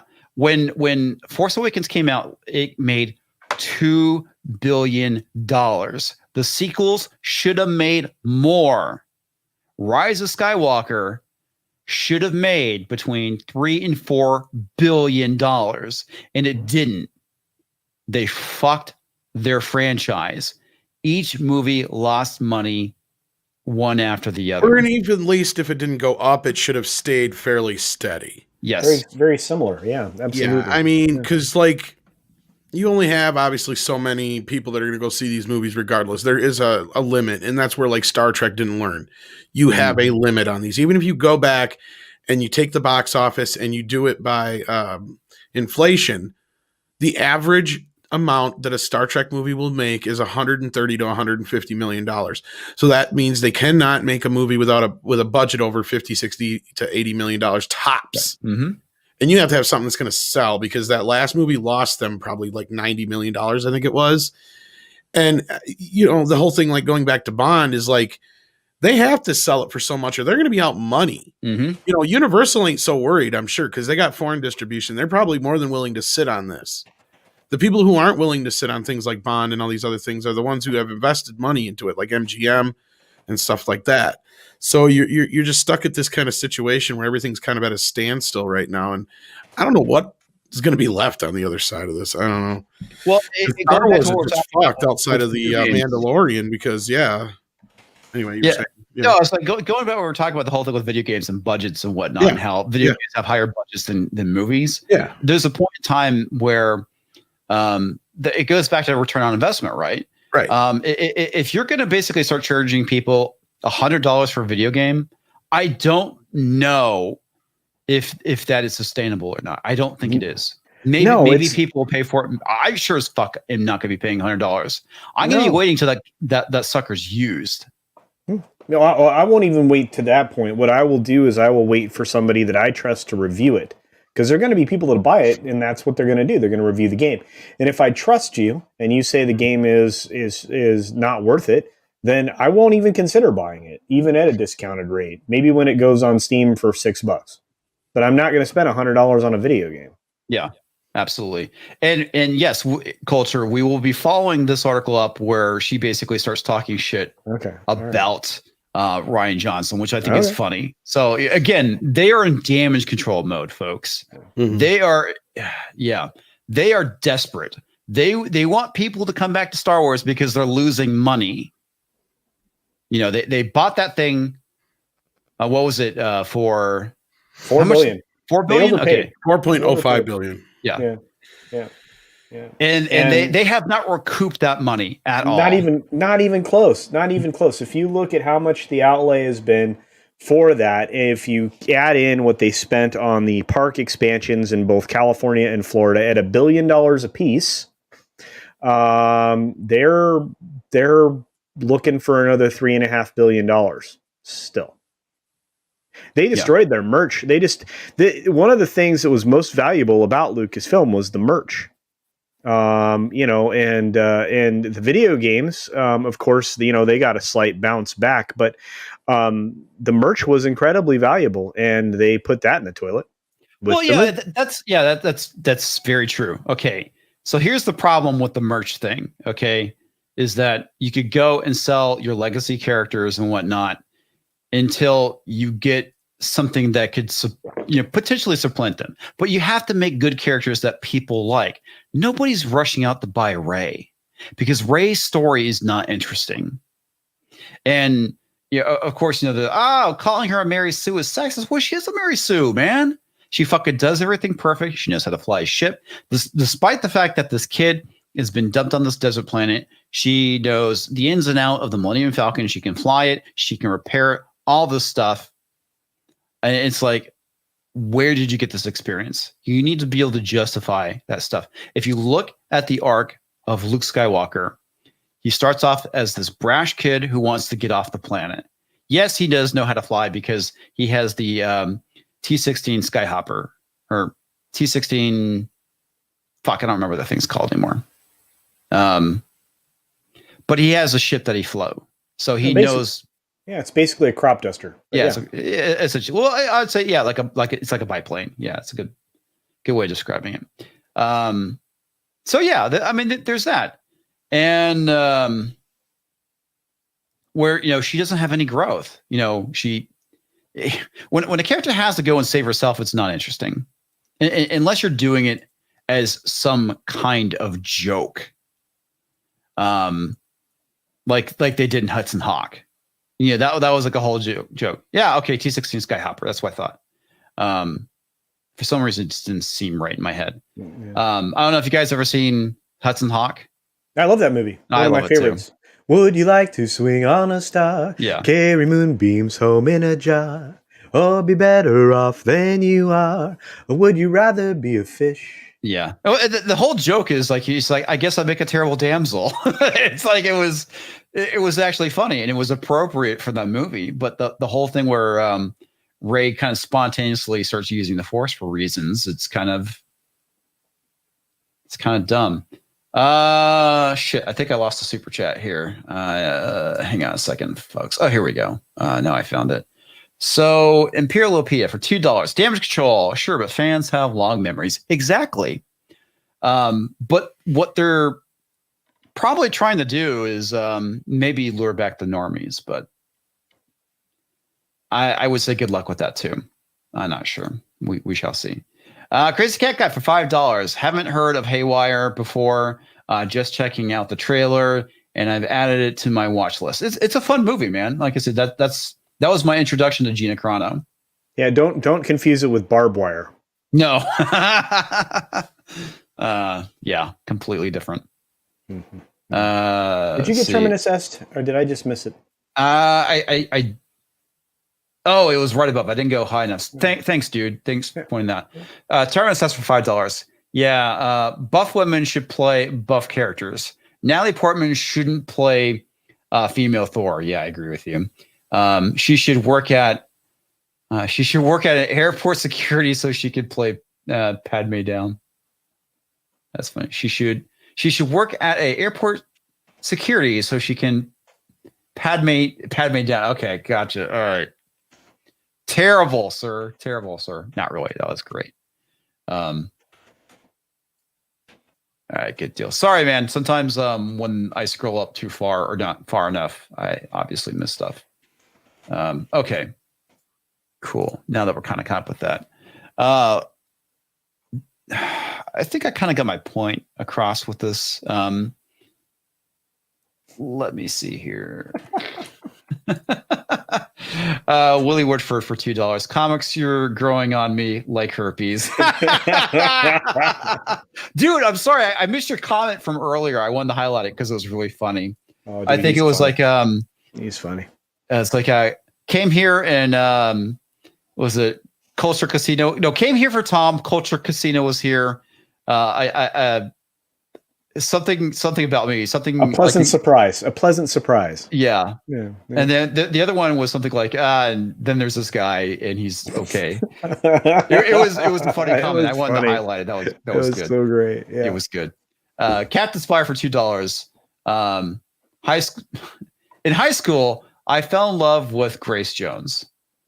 She was pretty badass, man. Dude, she was wicked awesome, man, and she looked like she could, crush your testicles with a bow staff. Well, I mean, yeah. I mean, she was buff as hell, Yeah, and she got those fucking crazy eyes, man. She was great in that one James Bond movie. View to a Kill. View to a Kill. You know who the bad guy was in that? Yeah. Blinking on his name. Needs more cowbell. There we go. Christopher Walken. Christopher Walken, yeah. Speaking of which, man, that's still one of my favorite music videos. He dances to the techno group, Fatboy Slim's song. Listen to the sound of my voice. Yeah, it's amazing. Personal choice. That's a choice. Yeah, so and great. she was great in Conan. Oh my God, yeah. Are you kidding? Grace Jones was awesome. What the fuck happened to Grace Jones? I don't know. She was going to be in No Time to Die, and then she stormed off the set because her part was too small. Really? Yep. Are you kidding me? Nope. Damn, that would have been good. Oh, fudge. She's awesome.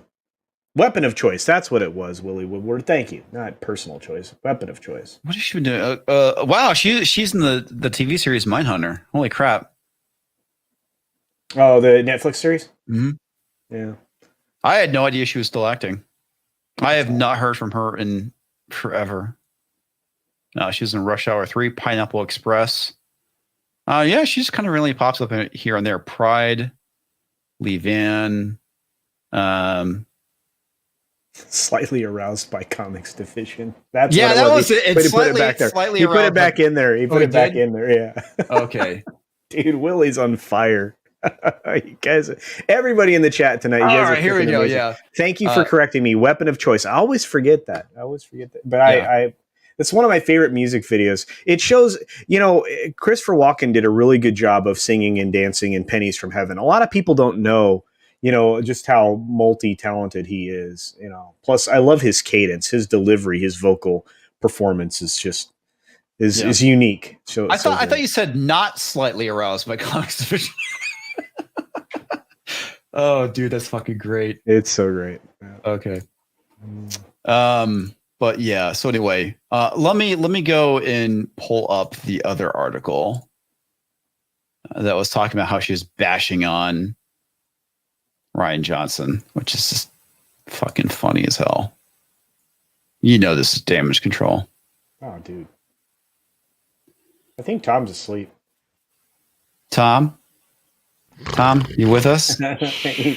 He went full Ords on her stream. Ground control to Major Tom. I'm here. I'm here.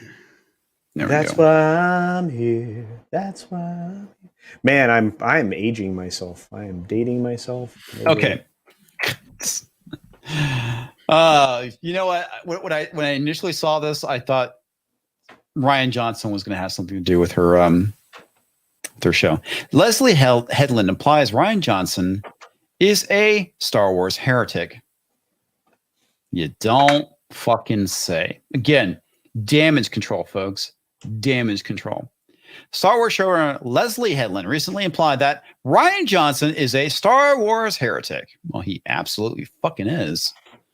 Headland talked about Star Wars and her upcoming show.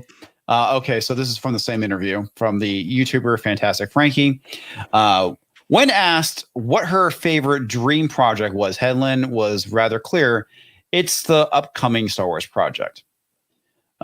She explained, working for Lucasfilms, working on a Star Wars IP is my dream project. That is 100%. That is all I want. This is all I want to do. This is all I want to do. Anyway, sound like cavemen speak. Have you heard her talk? I think we just heard her talk. She does a lot of caveman speak. Yeah, she really kind of does, I guess. Bobby, where are my fruity pebbles? All right. Headland and Headgiver is just trying to kiss up, with Star Wars diehard fans. Yeah, I agree. That's exactly what it is. Like I said, it's damage control. Well, and I hate to interrupt, and I know it's rude because it's your stream and all. Interrupt, But dude. Go. We've been making a terrible mistake. We've been talking about this lady without referring to her as the former personal assistant of Harvey Weinstein in front of every time we say her name. You are correct. I apologize. Do you take responsibility? I take responsibility Very good. for not clarifying that Leslie Headland is the private assistant to. I almost said Jeffrey Epstein. It's about the same. Dark close. To what's his name? That guy that Harvey Weinstein. Harvey Weinstein. Harvey Weinstein's personal assistant. Yeah. Or personal assistant to Harvey Weinstein. I need more alcohol. I wish I had something. I wish I had something to drink. I didn't bring anything with me this go around. It's killing me. Whenever I have creative phone calls about it with my team or with the team at Lucas, I just have to kind of seriously. I want to skip to the point where she starts talking shit about Ryan Johnson. It's not a very long story. I mean, thankfully, Bounding into Comics grabs your interest with the comic excerpts. Yeah, so there it is, right there. Bam! Yeah. You got it's that paragraph under there. Right there. It starts right after this one, after this book. Yeah, and then it continues after the next panel page. Okay. The one thing I thought was interesting that they fucking should have just done what Lucas was going to do. Darth Talon, hot red Twi'lek chick. Oh, dude, no kidding. I mean, talk about the right place to have a bad guy be a girl. Yeah. I mean, come on. Come on. But let's be honest, folks. We're not getting the bikini outfit. Why not? Because it's 2020. I don't care. Yeah, I don't care either. We make it happen, George. Make it happen. It'd be really easy. I mean, he's got money. Maybe he just buys.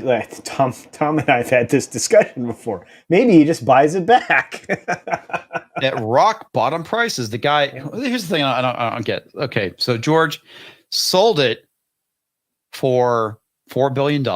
Donated all the money. Yeah. It's not like he probably needed it. He made a lot of money, but still, you should have kept the money, George. Waited for Disney to fuck it up and then buy it at rock bottom prices, and you would have over $13 billion in merch sales. I think he was okay. Yeah, I think he did all right. Plus, those films kind of earned a little money.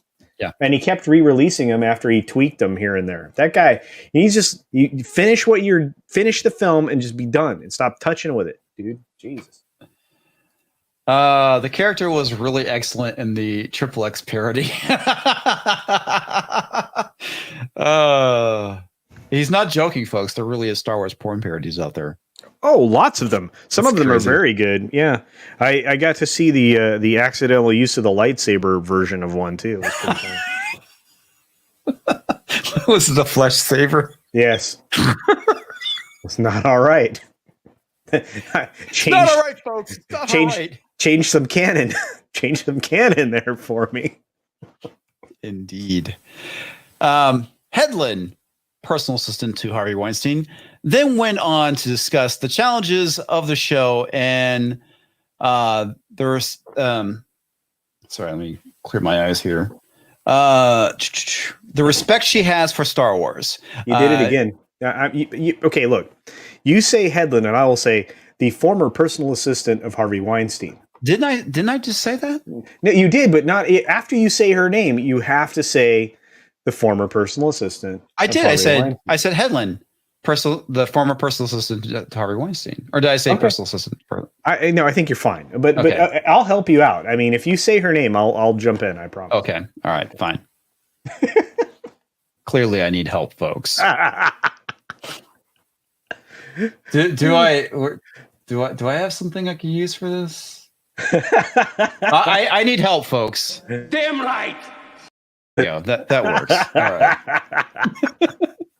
right. She stated, I see this as a massive challenge to make on a very serious one, and I have an immense amount of respect for what George built, but also canon.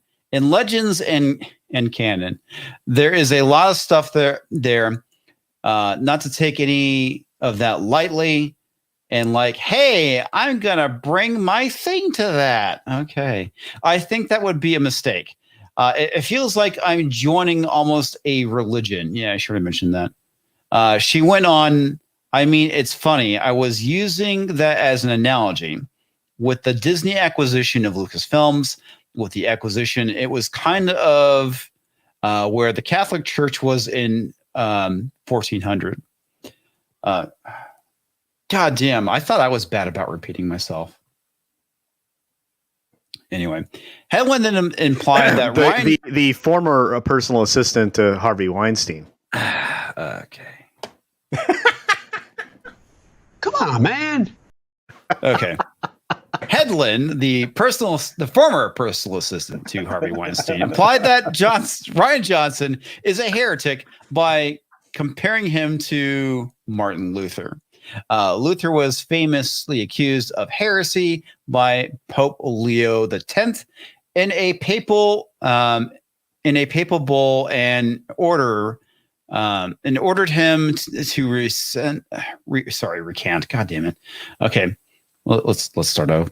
Let's start over, folks. In a papal bull, and Anne, okay, that's what fucked me up, ordered him to recant his heresy or face excommunication. Luther did not rescind and made a public display of burning the bull.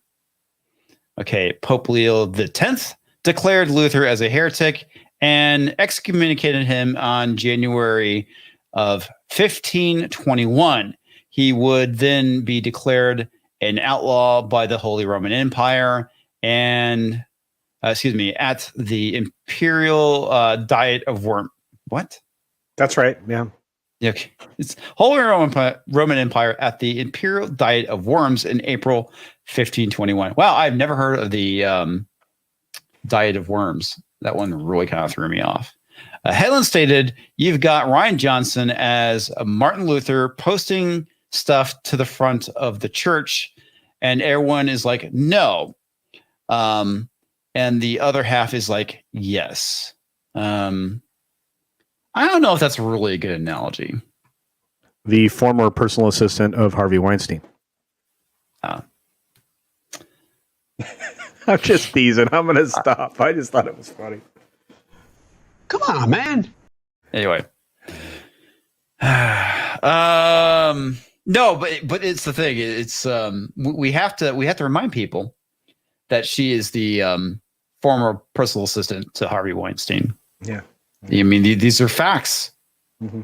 Yeah. And they're facts that need to be shared with people. Yeah, if you're willing to bring out facts about somebody else in their past and things that they've said, we're just trying to be helpful. That's all I'm doing. Just being helpful. I mean, we used to joke about the whole thing with being a Jedi is a religion.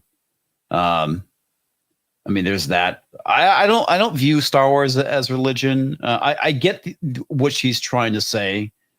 But I honestly think it's kind of a bad analogy. Well, it has a very strong hold on your on the cultural zeitgeist. I will agree. I guess it does. I don't know that people hold it with that reverence. Although there are people who proclaim themselves Jedi as a religious sect. So I guess to a certain extent, maybe I mean, Universal Life Church. Jedi. I think Jedi sounds better. But, here's the thing, and Qui-Gon Gimli nails it. I never trust someone that can't name their favorite Star Wars movie. Real fans can debate all night about their favorite movie. Me too. She's telling people that she thinks they want what they want to hear. Yeah, absolutely. It's like, come on. If somebody asked me, "Hey, what's your favorite Star Trek movie?" I'm like, you know what? Wrath Khan takes it, but Undiscovered Country. No, that's is good. Close, pretty second. fucking close. Yeah, runner up. Yeah. It's just there was so much brilliance in that, and It has such a strong, and you know, here's the thing: had sound design, sound direction, and audio been better in the first film, I think I would appreciate it more. You know, but I really did. It's hard to argue with Rathacon. Rathacon's just one of those films. Ricardo Montalban's performance is so good, and James Tiberius Kirk's Shatner's performance and overacting is so welcome. It was so great. I enjoyed that film. Really did. Willie Woodford for $5. Hedlund, the former personal assistant of Harvey Weinstein, the head giver, is not dissing Johnson. She's calling the fans as religious fanatics. Yeah, to a certain extent, I would have to agree. She uses this is a veiled. It's a veiled thing, I think. You know, to proclaim him a heretic and compare him to Martin Luther. He was kind of. I mean, he is essentially cast aside everything that we held close. That's a problem when it comes to fandom. I mean, it's not nearly to the extent of, you know, doing that in a religion and actually being a heretic. I mean, she chose her words well. She did. My opinion. She did. Yeah. Okay, comics. I can't give no more, but I thought you needed to see my point. Yeah, absolutely, man. It totally makes sense. Yeah, dude, you're right. You're not wrong. Carmen Steele, the entire Reformation movement started with Martin Luther. Yes, exactly. It led to where Christianity is today, separate from the Catholicism. That's also very true. Yeah. So she's actually praising him here. That's an interesting point. Yeah. And that's a point of view that I can definitely wrap my mind around. Except that, I mean, that's also why I think it's a bit of a bad analogy too. Because it's like depends on whose side you're on, right? I mean, obviously Martin Luther forever changed Christianity by starting the Protestant Reformation. So, yeah, and also let's see, Heather agrees. She was praising him. Yeah, again, it's not far-fetched to believe that she was, but at the same time, I mean, you're essentially saying that we've divested ourselves of our fans, or he did. There's a lot of ways to look at this, but I think that maybe she intended to praise him, or again, I mean, there's a reason she chose this analogy in order to create a, you know. I'm being an ally, to use her word. Yeah, and this is actually written by John O'Trent. Okay, I was wondering who wrote the article. But maybe John is wrong. Why? Well, maybe John knows how to get us to read an article. Or that too.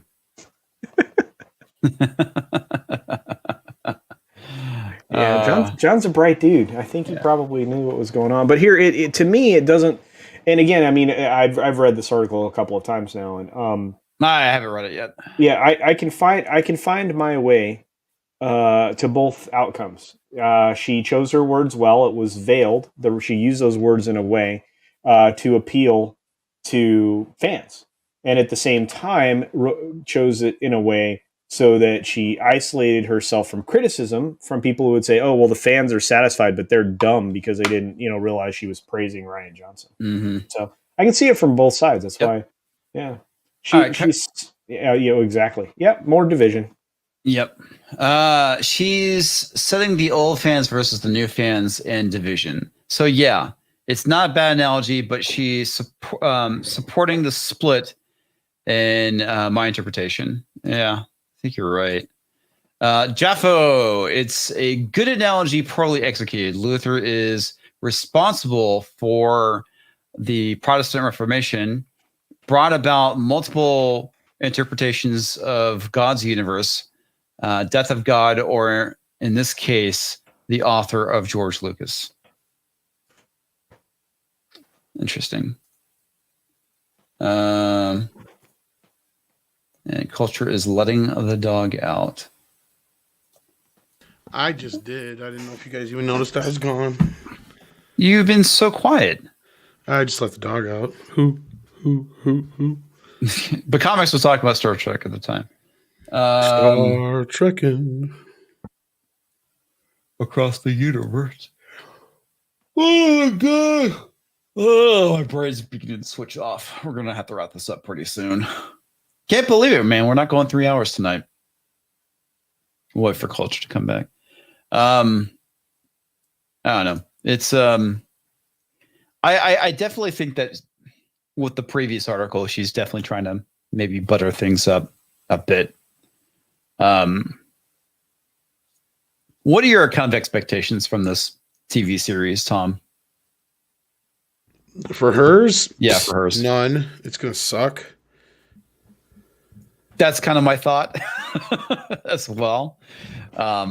Yeah, I don't see it as being good. I'm still disputing whether or not it actually gets made. But that's, I mean, you can get a long way into a project and be talking about it, and then it doesn't get made. Right. So, Yeah, I know there's debates on whether it will actually manifest or not. but and even if it does, and I agree with Tom. If it does get made, it's going to suck rocks. But I'm forced to because of who I am to consume it to the extent that I can tolerate it before I arrive at a conclusion.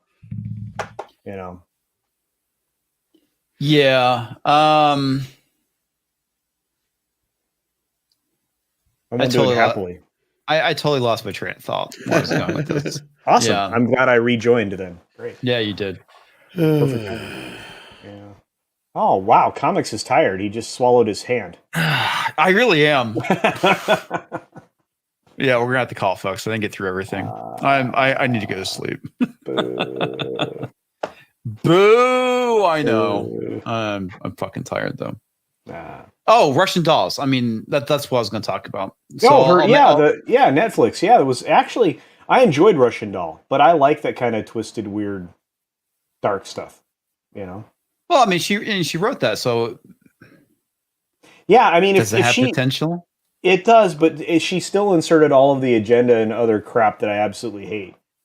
And her play was definitely an homage and a criticism of Harvey Weinstein simultaneously. Oh, is that what that was? That play she did? The play that she did, yeah. So, but I mean, I hate to do this because I'm going to say she might be smarter than we think she is. That's a very good possibility. I think you're right. I think you're right. Sorry, we wore you out, comics. No, this week has just been ever since the time change my sleep schedule has been. It screws you up, man. It messes. Yeah. 1 hour messes with your circadian rhythm. That's why.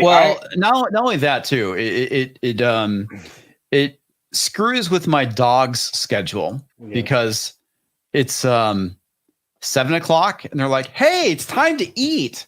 And it's like, no, it's not. It's not 8 o'clock yet. Oh, but it's smell o'clock. This is the time, we go and eat. And so sometimes I wake up in the middle of the night.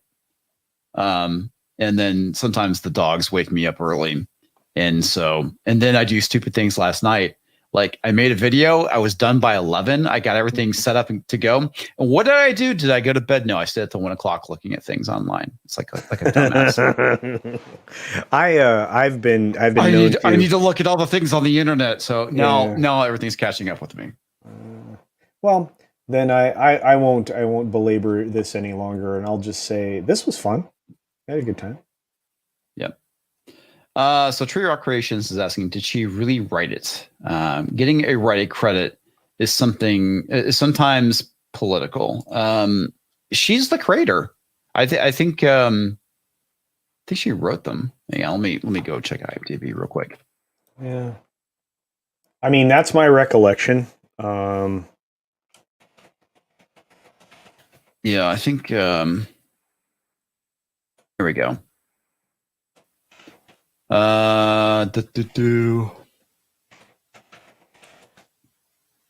we go. Creator Leslie Headland. I'm guessing she probably has a writer's room. Series writing credits. Yeah, number 1 is Leslie Headland, and then there's like a bunch of other women, which is pretty funny, right? It's like, look at all this diversity. It's nothing but a bunch of women.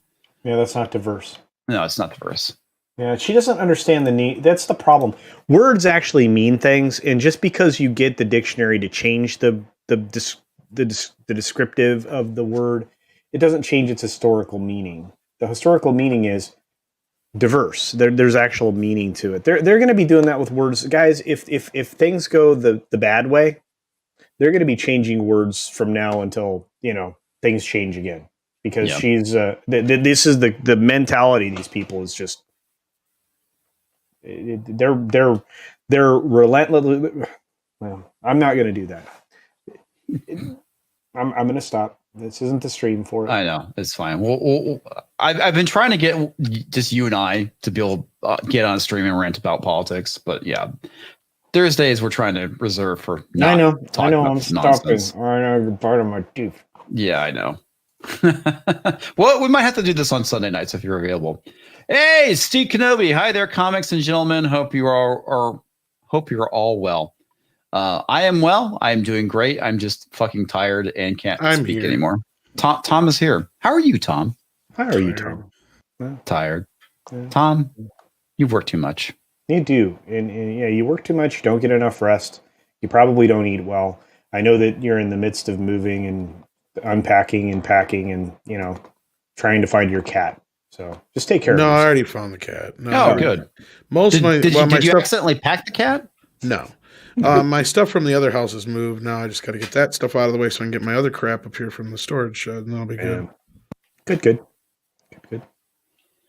All right, folks, we're going to go ahead and wrap it up. We will start with Culture Casino. Oh, Culture Casino. I have a YouTube channel. I get to hang out with amazing people around the webs on here on the tube. I'm very thankful for all of your support. Those of you that are in the chat, I see you often in my streams, which I truly appreciate. I have one tomorrow midday for most people, 11 a.m. Pacific time for some. It's called the Friday Pre-Flight, and that's the show that I'll be doing tomorrow that kind of predicts what I think everybody's going to talk about throughout the weekend. And believe it or not, it'll probably feature a couple of the things we've talked about on this particular show, because I think we're not done with this stuff yet. We have barely unpacked it. And I do that usually as a solo stream. I might occasionally have a guest, but as of now, I don't. I think the only person that's ever popped in has come on just to promote something at the end of the show. So get to hang out with me for an hour and see what I think we're going to talk about for the weekend. And then on Sunday, I do the culture review in about the same time, 11 a.m. Pacific. And I talk about everything that happened in the week previous in entertainment and pop culture and the news. I focus on the business side. So if you go to my channel, there's going to be occasionally a dense article or two. And then I do some fluff stuff too. But for the most part, I like to talk about things by, stepping back from them and trying to figure out why they want to do things the way they're doing and how that could affect the bottom line. Anyway, thanks everybody. You guys are awesome. Appreciate you all. Thanks. What's up, Tom? I like dogs. Dogs are great. Yeah. Puppies are cool. You can find me on Midnight Sage, After Dark, and all these other kind of places like this one. It's Comics Division. Indeed. All right. YouTube has been doing some crazy shit. So if you guys have not seen my latest video talking about what's been going on with Ubisoft, please go and check it out, because apparently YouTube has been memory hauling my videos for the last week, which is kind of irritating the shit out of me. The funny thing, the video I did where I was talking about the Gamergate movie, they still have not reported the number of subs I gained or not gained. Normally, if a video doesn't gain any subscribers, you get a goose egg. This one has a dash, and shenanigans, I say. At the very least. Yeah. All right, folks, I'm wrapping it up. Like I said, go check out my recent video if you have not seen it already. We talk about the one topic I wasn't able to get to tonight, which is like the whole thing with ableism being called out in entertainment recently. And of course, that's basically what the video deals with, and the fact that Ubisoft bends the knee to a single tweet. Seriously, it's a single tweet It's fucking ridiculous. All right, folks. Catch you next time.